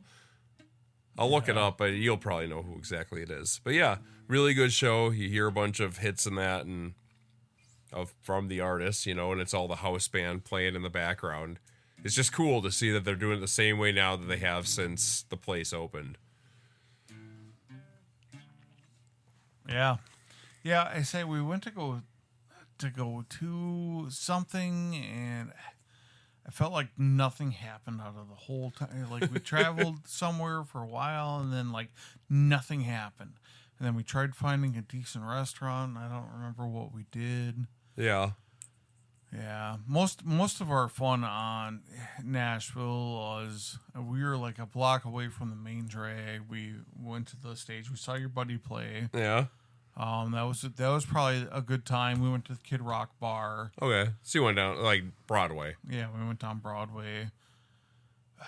We went to the Wild Horse Saloon. That was a good time. The Show Pony? Oh, the Show Pony. Yeah. Is that what it's called? Yeah. Yeah, where they got all the horses you can bounce around on, and I think it was called the Wild Horse. Okay, Saloon. I'm sure that they're two different places. The Yeah. Show Pony's right next to the Taco Bell with booze. That's not where we went. Okay. We went to some place that was kind of like indoor outdoor. Yeah, we just kind of bounced around, kind of saw little bit of everything, and we went to like one of the famous places down there, and it's like you yelled over 30 people to get a Miller Lite or something like that. That was an experience. When we first got down there, we had the group, and it was before one of our first tours, and we were looking for food. And one of the kids in our group, they saw Raising Cane's, and immediately they're like, "Oh, let's go eat there." And I'm like, "Screw that! We're in Nashville. Let's go find something that we don't have anywhere else." So I wandered down, and I asked a friend of mine, I'm like, "What food do I stay away from here?" And he's like, he gave me a list of, don't don't bother with these places. If you're looking for good barbecue, go to these places. We found one that he recommended, and no one else was there. So I'm already skeptical just because, what do the locals know that I don't know? But there was a band playing, 3 guys, and, it's true Nashville form. Basically, they're playing for tips. I mean, they're always playing for tips, but they, as soon as you walk in, they ask what you're into so they can make sure they're playing to you. And my go-to is always Marty Robbins. Now, when I say Marty Robbins, I do not want to hear someone struggle their way through a Marty Robbins song. But he asked me what I like, and I told him, and then he played the longest version of... Oh, what is that song?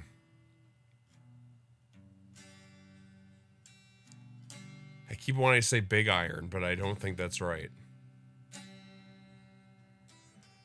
But anyways, so he's struggling his way through it, and finally I went up and gave him $5, and I'm like, hey, you tried your best, buddy. What do you like playing? And I think he played, or one of the kids in our group requested Yellow by Coldplay, and he played a great version of that. Fun, yeah. Yeah, and it was awesome. And I'm like, wow, okay, now I know, we can request good stuff. And not just good stuff, but like stuff, I know what he does well. So then, me being the enthusiast that I am, walk up and give him $10 and say, hey, can you guys do All I Want for Christmas Is You by Mariah Carey? And they actually did a pretty damn good version of it, learning it on the spot. That's awesome. 3 different vocals, one like super deep country guy, and yeah, it was a lot of fun. The barbecue was really good. Cannot remember the name of the place to save my life. I do want to go back. I did spend some time in Memphis one time. Yeah? For work. I've been to Memphis once with my parents. Beale Street was a lot of fun. That's where we were. We were like a block off of Beale Street. Mm-hmm. It was for work. I'm not going to go too involved into the story because it was a lot. I think they're prostitutes, but I don't remember paying. Yeah. That's about what it came to. Actually, so this was a long time ago. And yeah, I ended up having a really good time, and my boss and coworker had to get the like front desk person to come up and like open my room because I was like fucking passed out because I stayed up way too late drinking and having a good time with the locals. Yeah. And yeah. Awesome. Sounds like a good work trip. It was a good work. And I worked like a 12-hour day the next day, like nothing ever happened. Right. Other than being a half hour late because I slept in through it. My alarm. And they thought I was dead. Right. It was a good time. That's like every day when I was in New Orleans. Let's hit pause one more time. Okay. We got 20 minutes to wrap this up to keep it under 2 hours. Okay. And we'll kind of close out on the night and have one last what do we call it? The nightcap, if you will. The nightcap. Yeah. I don't wear them, but okay. Playing in tune is overrated. Anyways, we're back. We are back. My dog's joined us. If you hear a ball being chewed on in the background, that's his intro into the song. Can you hear it? A little bit. It's all right. I could mic him directly. It'd be funny. That would be kind of funny. This dog takes up like 10% of this room. Yeah, he's a big beautiful. boy. He's done growing, right? Oh yeah. He's 6. Oh, okay. So wow, 6. yeah, he's 130-pound German Shepherd. Doesn't listen very well whatsoever. He's a very smart dog. He knows what I'm asking of him. Yeah. He just doesn't do it. Yeah, he's like his owner. Yeah. Yeah, I walked all around the upstairs with him. I had him show me around. Yeah, he's He's a very, very smart, beautiful dog. He would yell at me in his own voice and say, "I'm not beautiful, I'm majestic." He doesn't like the word beautiful. I'm a very handsome and beautiful dad. Was he darker as a puppy? Yeah. And I feel like he was much more like black. Yeah, they change in colors as they get older. Okay. I think he was almost all black. Because I remember like that one photo of him with the bow. Yeah. The red bow. Yeah, they're almost like all black other than like the paw areas, and then they kind of turn into the sable-ish, if you will. Yeah. There's sable-colored German Shepherds, which is like a broad mixture of the two colors that you see on him. Okay. But the tan and the brown it's pretty common color. You're just going to chew this whole time, aren't you? It's all good. Yeah. He's got one of them big red Kong balls, and he's just going to town on it. Over my leg, He doesn't ever chew on those things. He's like, this makes noise. Let's do this. Yeah. So how many German Shepherds have you had? Or is he technically your second? He's my 100% first. Okay. My parents have had, with me growing up, 3 other than him. So they had Cody, they had Toby, and then they had that one that I hooked him up with. Yeah. Why can't I remember her name?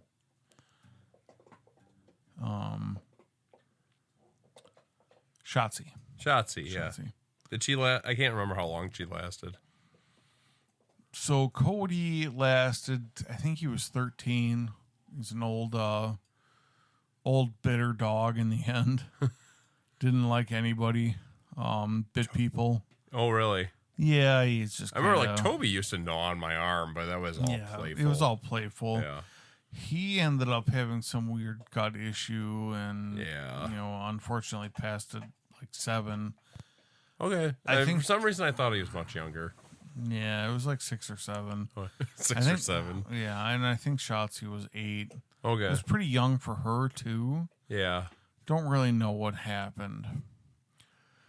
German Shepherds can live, a shorter lifespan. Yeah. I've heard they either live long or there's just something that... Yeah. He's, I think he's 6 now. His birthday is September 3rd. Okay. I think he just turned 6, so he's still spry. That's good. He's a good dog. Yeah. He's slowed down a little bit to where he doesn't like being outside in the rain.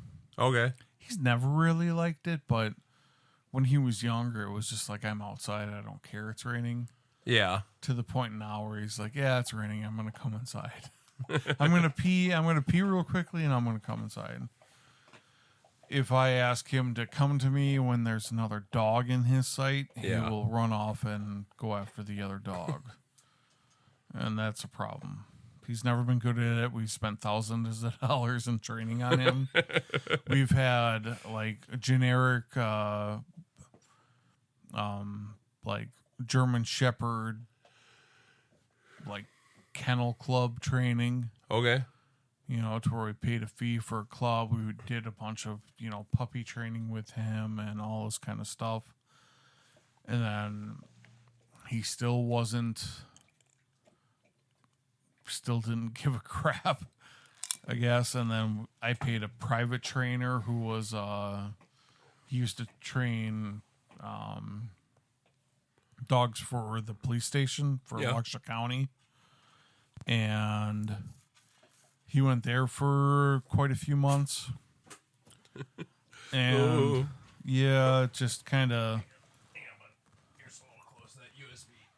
Yeah, he's bumping stuff. Yep. Here, sit over here. There you go. And he still kind of an a-hole.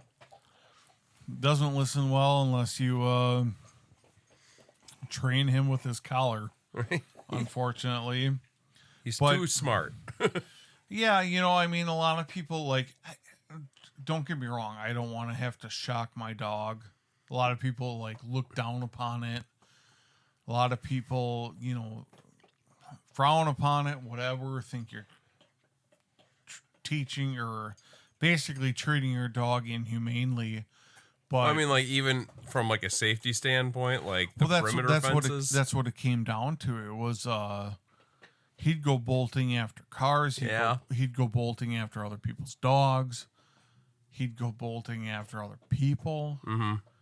And it's we spent thousands of dollars in training on him. We took the time with him. I've had German Shepherds my whole life that have never been that way. At what point in time do you just go, the guy's kind of an asshole, and you can't stop him? I mean, that's how he is. Yeah. I mean, He knows what he's doing. He knows he's doing the wrong thing, and he just goes and does it. Because when he has his collar on, yeah. he listens exactly to what you want to do. It's unfortunate. He's just wants. It's his personality. Maybe he enjoys it. It is his personality. Maybe he enjoys the shock. I don't know. He likes riding the lightning. Yeah. Yeah. Humans are like that too. Yeah. Yeah, maybe. Ooh.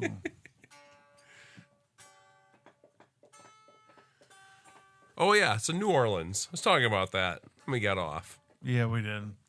So I took a trip. Tristan and I and two friends from Detroit flew down 2019, and we stayed, what would that be? Uptown. It was only about a 2-minute walk from the French Quarter. Did you meet Bruno Mars? I did not. We weren't that funky. But we stayed, so we were really right in between everything that we wanted to do, because we wanted to do the French Quarter, we wanted to do Bourbon Street every night, at least me and Howie did. Yeah. And then we also were walking distance from the World War II Museum, which is amazing. If you're an enthusiast, I highly, highly recommend. It's probably one of the greatest collections of most things World War II. They have an entire plane hangar with bombers, and you trying to find a cord? That's what that look was. But yeah, it's just I mean, and they've got right. It's something maybe out of tune. I don't know. Well, probably all that banging the tuners on your mic stand. Yeah, probably. But yeah, they have a great depiction of the Battle of the Bulge. That entire room is probably my favorite. I have that in my pants every day. Sorry. And but yeah, it's for good music, I would say, Frenchman Street was my favorite, going over to the Spotted Cat. But just for if you love people watching, Bourbon Street was amazing. It's so trashy, and it's we felt like such creeps just being he was older, I was 34 at the time, and we're wandering down Bourbon Street just watching the show. Yeah.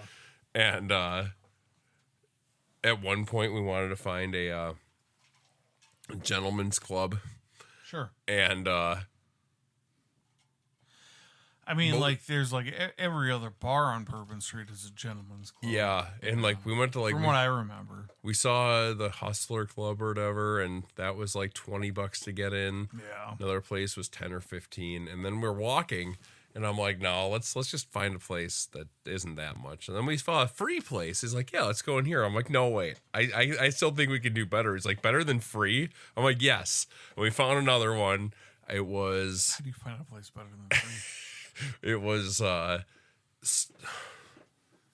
Lucky Lucy's Cabaret or something like that, and it was $1. And I'm like, this is where I want to go, because I want to know what they need $1 for me to come look at. It's better than free if you're paying $1. Yeah. Like you got your $20 stages, you got your $30 stages, you got your free stages, and then it's like, well, if you pay a little bit more, I want to know what a buck was worth. That makes sense. That's worth it. And we ended up didn't partake in anything indoors, but we ended up hanging out back with twin dancers that we were just talking about punk rock while they smoked. It was fun. Yeah. We're doing this on Wednesday night, which, by the way, I'll probably oh boy, he's playing. He wants to play the guitar. Hold on, I gotta get his Kong ball. Okay. Where is it? Am I near it? Oh, there it is. I couldn't see it. It was like half under my chair. It's all right. So I'm going up to Adam's Friendship hunting. Yeah. And one of the guys, he's kind of he's a hornball. I'm just gonna say it. And he's like, "Oh, we should go down to Cruisin' Chubby's one of the nights."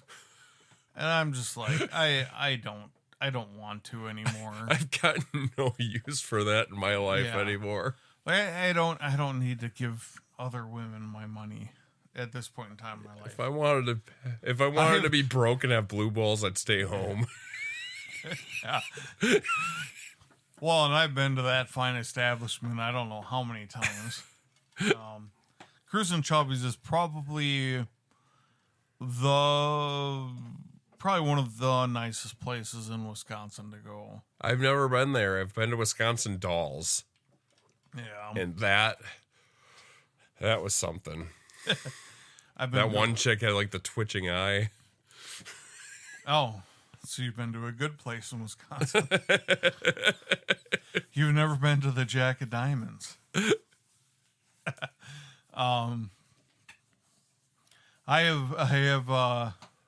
have pondered across many establishments of fine horror-y. Yeah. Is that the word? Supportive of single moms. Yeah. The juice bar down in Janesville called Screamin' Mimi's. Screamin' Mimi's. Yeah.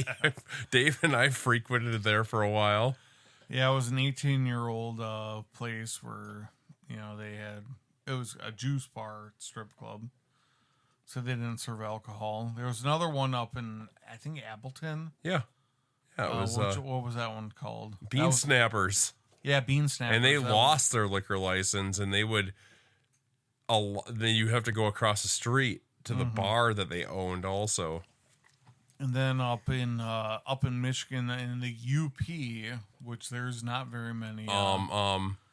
Big Bonds. Big Bonds.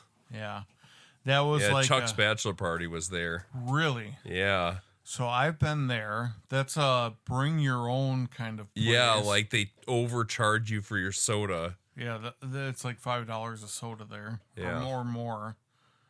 And they you basically can top it off with whatever fine liquids you have in your car. The stage is basically 2 pieces of plywood with carpet covering it. And then you grab your own chair from the stack of like PTO like style chairs on the corner. And most of those girls at that place was high as a kite off of something. Oh yeah. One girl came up to me afterwards, after I was there, and was just basically like, she's just like, give me money. Yes. She literally just asked for money from me. She's like, hi, give me money. And I was just like, are you serious? So I'd have to say probably the nicest, not even nicest, best experience I have had in Wisconsin at a gentleman's club was Bonkers in Manitowoc. Okay, I've never been there. Yeah, it's no cover. It's like a bar. It's just a bar. They got darts, they got pool, and there's a stripper stage. Sure. Well, Cruisin' Chubby's is fantastic. Okay. Multiple stages, 30-foot poles, It's clean. It's. I mean, well, this I don't know how clean it is, but it's also unregulated, and yeah, it is like no cover. A beer is like $5, and it's literally like the strippers are literally just like shooting the shit and shooting darts at you and playing pool and yeah. It's. I mean that It's how they kind of like get you into. You get like Cruising Chubby's has shower rooms in the back. Shower stages. They have private areas. The shower stages don't seem as exciting when you realize you got to keep your clothes on. I mean, I'm not saying you want to be like you to take a shower. I mean, it's not that like you want to be like, when you're in jeans and a shirt and you like get drenched like that, because Juno used to have that, and a friend of mine said he had that for his bachelor party. And he's like, yeah, that's really unexciting when you're like the rest of your night is ahead of you and you're drenched. Well, the Edge of Dells, we go up there for the car show, the Edge of Dells car show. I don't remember what the car show was called. So we would go up there. It'd be 30 to 50 of us. Half of us would be staying across the street at the campground Edge of Dells. All we had to do was walk across the street. Yep. And it was just a good time. It was a good time because you went with a lot of fun people, and it wasn't even because it was a strip club. I mean, it was just because you were there with, 20, 30 people just having a good time. And you liked most, pretty much everybody you went with. It was a good time. Now, I had always heard that Edge of Dells was like an extension of Cruisin' Chubby's. Maybe. Like, I never got. There was never any extracurricular. Okay. Yeah. Because like when I wouldn't doubt it happening. Yeah. So we went to a few places in Canada that was very obvious once you got in that they were just fronts for whorehouses because it's like decriminalized. And because like no one's tipping. And you're like, all right. Then you realize that the whole dance and all that is just like the preview. And most of them are connected to trucker motels. Yeah, I feel like that is. I mean, I never went there for any of that kind of stuff. Yeah, I'm not a big fan of that part of it all. I went because we were with a bunch of people and whatever, and I was younger at the time, so it was obviously fine. But like, I didn't go there for that or even search for it. Nor did I don't think it happened with anybody that in your groove. Yeah. If it did, it did, but it was. I don't think it was like. I don't think it was like not the reason why they went there. Yeah. Yeah. And so what if they did? It's all sex work. Yeah. It's the oldest profession. And I am pro sex work.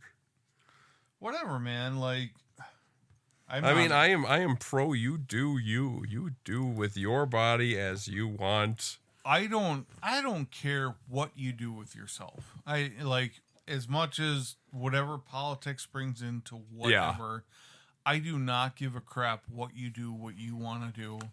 When it starts affecting me, that's when I care. Oh yeah. I will befriend anybody in the world, even you. He was looking at me. No, he was looking at the dog. Well, the dog was like, no, just kidding. I don't care who you are. I will befriend anybody in the world. I will not treat anybody in the wrong aspect. But as soon as you start acting a way that I don't give a crap about, that's where the line is drawn. You know, like, if I don't want to be around you, am I not getting picked up? Oh, it looks like you are. No, I am, yeah. Okay. I can, woo! Yeah. Yep. Okay. Yeah, I am. It's just a low signal. That's fine. You always are. I was just making sure that you're actually... I'm right up on it. Yeah, that's good. I mean, I was just making sure that we're there. I can move it closer. It's fine. Yeah, I get that Kong ball right close to the mic, buddy. Mm-hmm. My dog decided to join us, and that's fine. yeah, he's better than Dave. He smells better. Actually, no, Dave smells nice. What's he wear? He said he was wearing, what was he wearing tonight? Dwar. He was wearing some sort of Dwar tonight. Wait, isn't that like a booze? Dwars? No, D-O-I-R. It's a cologne. Oh, Dwar. That's, what's the other company that's tied in with it? Something Dwar. I don't know. I think Edward Scissorhands is a Dwar guy. Johnny Depp. Yeah. I think he pitches Dwar. Dior? Dior. Or am I thinking about Dior? Is that two different things? Maybe I said it wrong. D-I-O-R? Maybe we're talking about the same thing, but Yeah. we spelled it differently. Because my ex was really into expensive purses, and she had some Dior's. It's probably not Dwar. It sounds no clue. fancy. I have Ooh, no there clue. we go. We I crested. got that from you. Yeah. That's Give it me back. playing with the dog. We hit 2 hours. We did? Well, hey, we could wrap it up. Let's just extend this on for another 45 minutes or so. Right. What time is it? Now 11:25. Oh, it's so not too we bad. we had a couple breaks, more breaks than usual. It's because we don't have the we don't have the dynamic of having three people, so we can send one person out at a time. And Mel said I have that bad blood sugar thing, so I have to go to the bathroom. Actually, you've been going to the bathroom more than me this evening. I've been drinking a lot more than you have, though. Mm-hmm. My the cup that I'm drinking out of is it's an old Texas Soda Company cup. Is that like 20 ounces? Yeah, it's I think it's bigger than 20 ounces. I should measure it one of these days. A buddy of mine from he lives in I always joke around he lives in Boston, Massachusetts, but he's from Baltimore, Maryland. Oh, okay. But I give him crap because it's whatever. Nobody gives two craps about anybody in Baltimore, Maryland. That theme park in Bowie, Maryland just closed. Yeah. And we would, because he was in a chat group of mine so we became close, and obviously he's in Maryland, and he would always drink out of one of these cups. He would drink vodka and like a Monster Energy. Oof. And then he would that was his starting drink, and then he'd roll it into he would roll it into I think he drank 7 Up or something like that. 6, 7. But he would literally it's weird because you get out of Wisconsin and it's just people don't drink. I know you don't drink a whole lot anymore, as much as you used to or whatever, but he would drink Friday night and Saturday night, and that was it. He would never I don't even think he'd have a beer going out. If they went out to eat on a Tuesday, he wouldn't have a beer. He'd drink a water. It's just weird when you get into different states like that. Mm-hmm.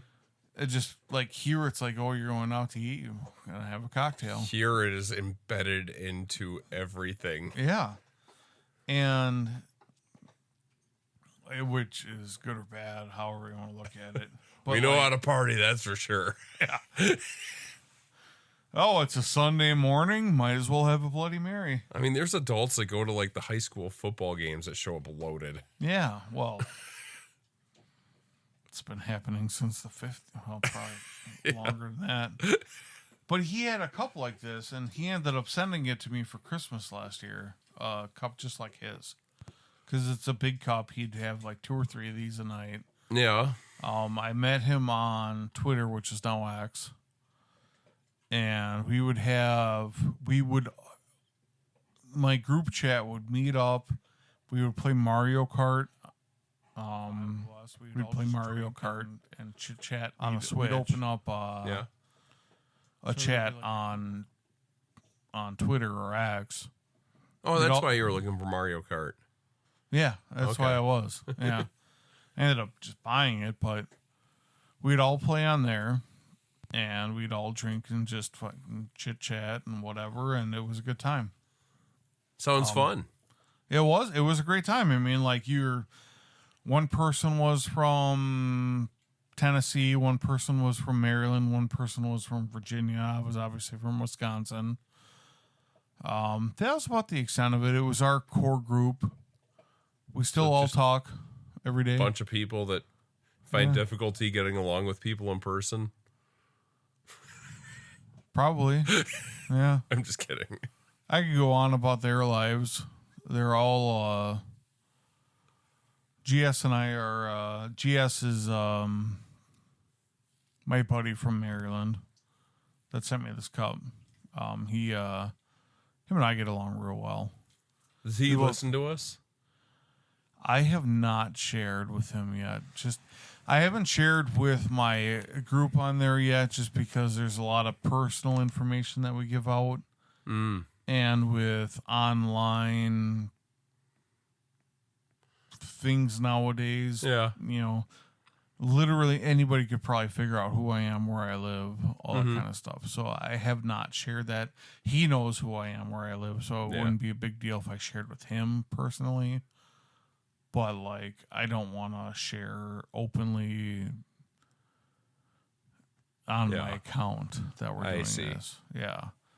I wouldn't mind sharing with him, but or anybody in my group. I trust them all that way. But yeah, it's just like all of a sudden you say something or you do something and you're getting fired from your job, and whether I say it on there or I say it on here, and everything's all tied together.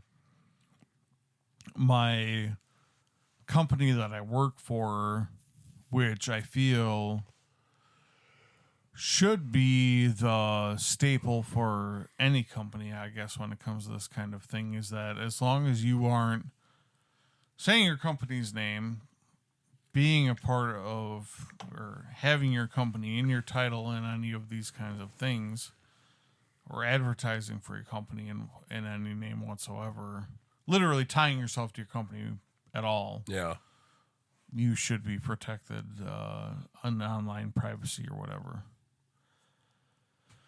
But at the same time, people are getting called out and canceled every day for it, which is, left or right or in the middle. I don't necessarily agree with on any side. That being said, if you are basically, it's different if you are broadcasting your ideology to humans, as in students or kids or whatever. That's a little different.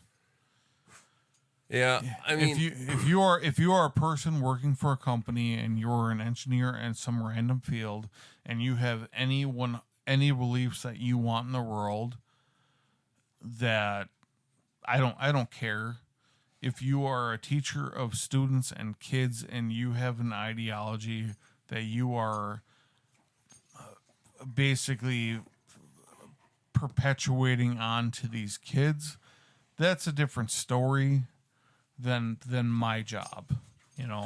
Any belief I have does not affect my job whatsoever. Yeah. I mean, with that being said, they can also decide that they want to be represented in a certain way, just as the same as if you're going out and being a nuisance in public, and they don't want to be tied in with you. I 100% agree with that. Yeah, which is why, as long as I am not advertising my company, I'm not tied to it at all, I'm not doing whatever, they are fine. I mean, that's in their guidelines, kind of a thing.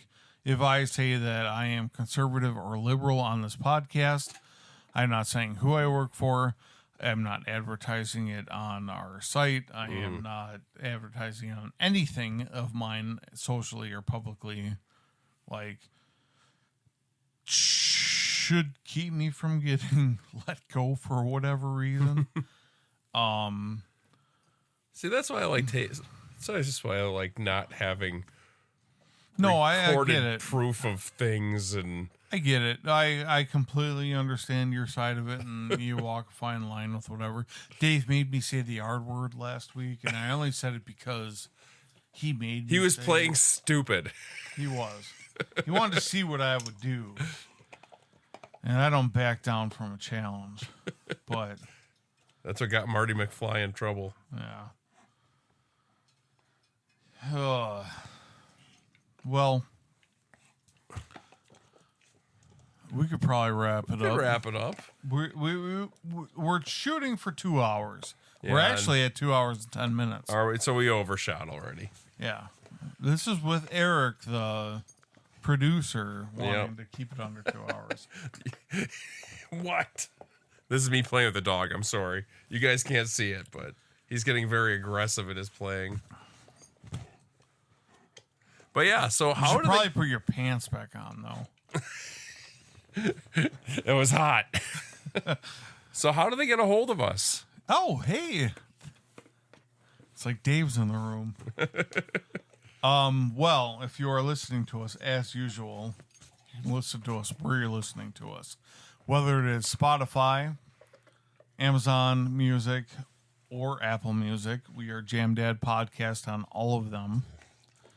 We are Jam Dad Podcast on X.com, and we are Jam Dad Podcast on Instagram. Instagram's growing really well. Oh, we have a milestone today. We hit 200 followers on Instagram. Are you one of them as who I'm speaking to? Yeah. We appreciate the follows. I'm going to keep continuing to push that.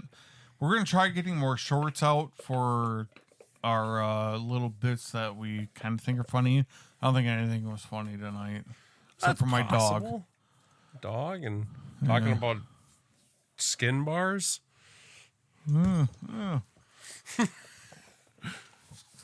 Skin tags. Skin flute. So do you remember? Do you remember that? In this is just going off, I think. In band, I may have been senior year. Lucas Brandemule. He was in. He sat next to me in clarinets.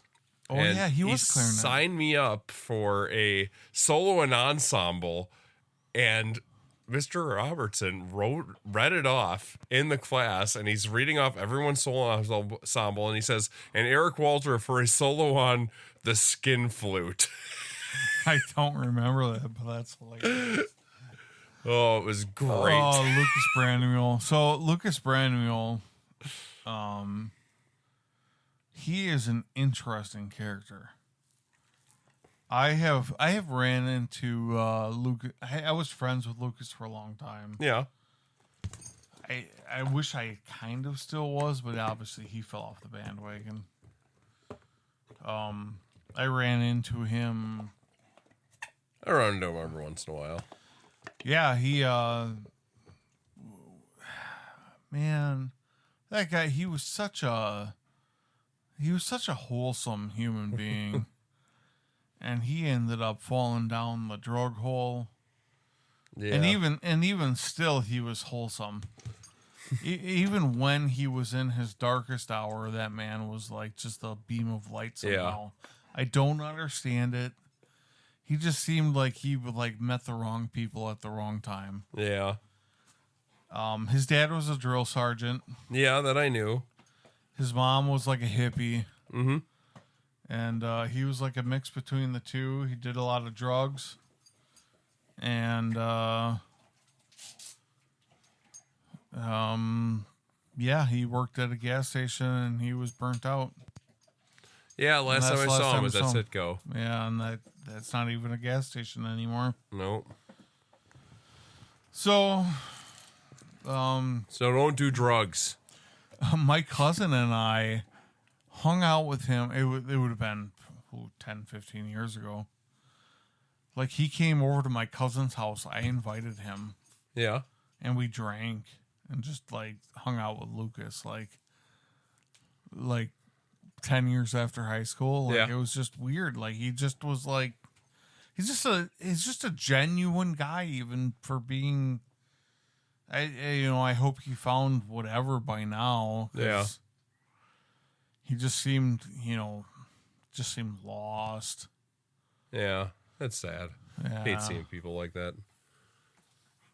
Yeah, I don't know where he is now. It's like, I think he's still around town. yeah, he should be. Maybe I'll meet up with him one day. I just saw Berg the other night. Oh yeah, how's he doing? Good. Bought Kringles for me. He's got a breakfast club at work, and that gets him off the hook for having to think of anything to bring. Yeah.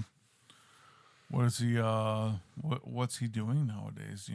He does some sort of machine work out in Maguanago. Still living in his parents' house. Yeah. Yeah. Works out for some. Works out for me. Hey, I didn't know everything was going to get so damn expensive. Yeah, man. I lived in my parents' house for a while, and with the market the way it is, it just kind of happens. You thought it would drop. I mean, it is coming down. A little bit. I'm finally starting to see houses I can almost afford. Yeah. It's like, yeah, well, and now the 50-year mortgages, which I am 100% against. My God, that is a horrible idea. I don't even, honestly, as much as you can love or hate Trump, why? Why is that even a thing? That's like the 8-year loans on cars. Yeah. Well, you're not even done paying it off by the time it's depreciated past half its value. Well, yeah, and that's part of it. And it's even worse with homes because the 50-year mortgage is like well, even on I get almost anybody that takes out a loan that's 30 years old is going to be dead before it's paid off. Yeah, even 30-year mortgages, you're paying substantially more in just interest alone. I can't even imagine what the amount that you'd be doing in here. I can't even imagine what amount you'd be doing in a 50-year. And right now, I could never take out a 50 at 40 years old. No. Well, you could. Right. Might be the a 30 is pushing it, really. Might be the best thing you ever did. A 30's pushing it at this point. I mean, but what? You have China, don't they have 100-year mortgages? I don't know. I don't pay attention to China. Yeah, because that's why their entire families live together, and that's why they only wanted sons, because sons were carrying on the legacy and taking care of their parents. Well, I mean, that makes sense. Did you just take your ball out of the room and then come back in here to bark at us? There's no ball for me to bark at anymore.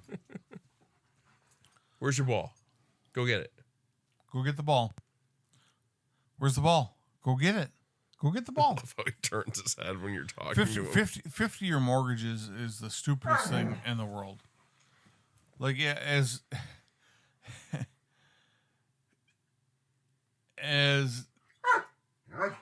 I don't know. I am not going to completely discredit the person that is making this happen because I am not against that, but I do not agree with that whatsoever. That was dumb. Yeah. But you want to know what? 8-year car loans happened, and that was last 2 years ago or whenever that was. That's also dumb. Yep. I mean, vehicles alone have just gotten stupid expensive too. Yeah. What's a freaking if I wanted a Suburban right now, even a baseline, aren't they going for $80,000 now? Yeah, I don't know if that would be baseline, but it'd be you'd be well over $100,000 for a fully loaded one. Yeah. I'm sure, which is insane. Yeah, insane for a car that isn't a sports car. Because I looked it up because Mel and I were talking about getting the Grand Wagoneer. Yeah. And I think the Wagonero. Yeah. The Grand Wagoneer, which is not the Wagoneer. So there's a difference in baseline, but I think the Grand Wagoneer started out at $80,000. Like that was baseline, and that's crazy. The Wagoneer, I think, is like 50 or something like that. Okay, which is still ridiculous. That's still so much. Think of that. That's if you even on a 5-year, that's $10,000 a year. The only It's like reason 1/5 of base salary. The only reason why I care about any forward technology with vehicles, like 2012 and newer is when like Bluetooth started happening. So like that is a good feature, I think. You're not talking on your phone's connected to your vehicle. Yeah, but that's you can 13 years ago. That's 13 too. years ago. You can aftermarket it, but you have to buy a vehicle within the last. Well, I'm actually wrong with that. So it's now about 13 years. Sorry. And some vehicles had it before, some vehicles had it after, or whatever. 2012, I think, is when Chevy came out with it, like mandatory, or was in every vehicle. Fucking asshole. My dog is persistent. He's looking for his ball right now. The ball that he put out of the room? Yeah, he's looking for it. Well, he doesn't know where it is. That's the problem. I swear you put it out here. Yeah, I thought it went out there too.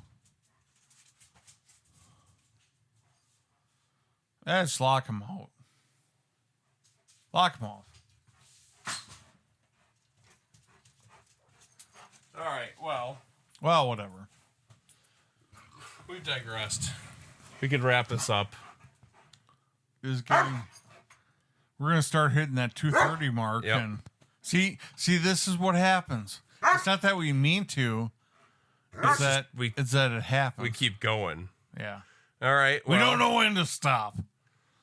We need we need the outro music. We really do. We should get on this. Let's You want to sing a song for us, Kenobi? You never close your eyes See? He's trying. anymore when I kiss your lips.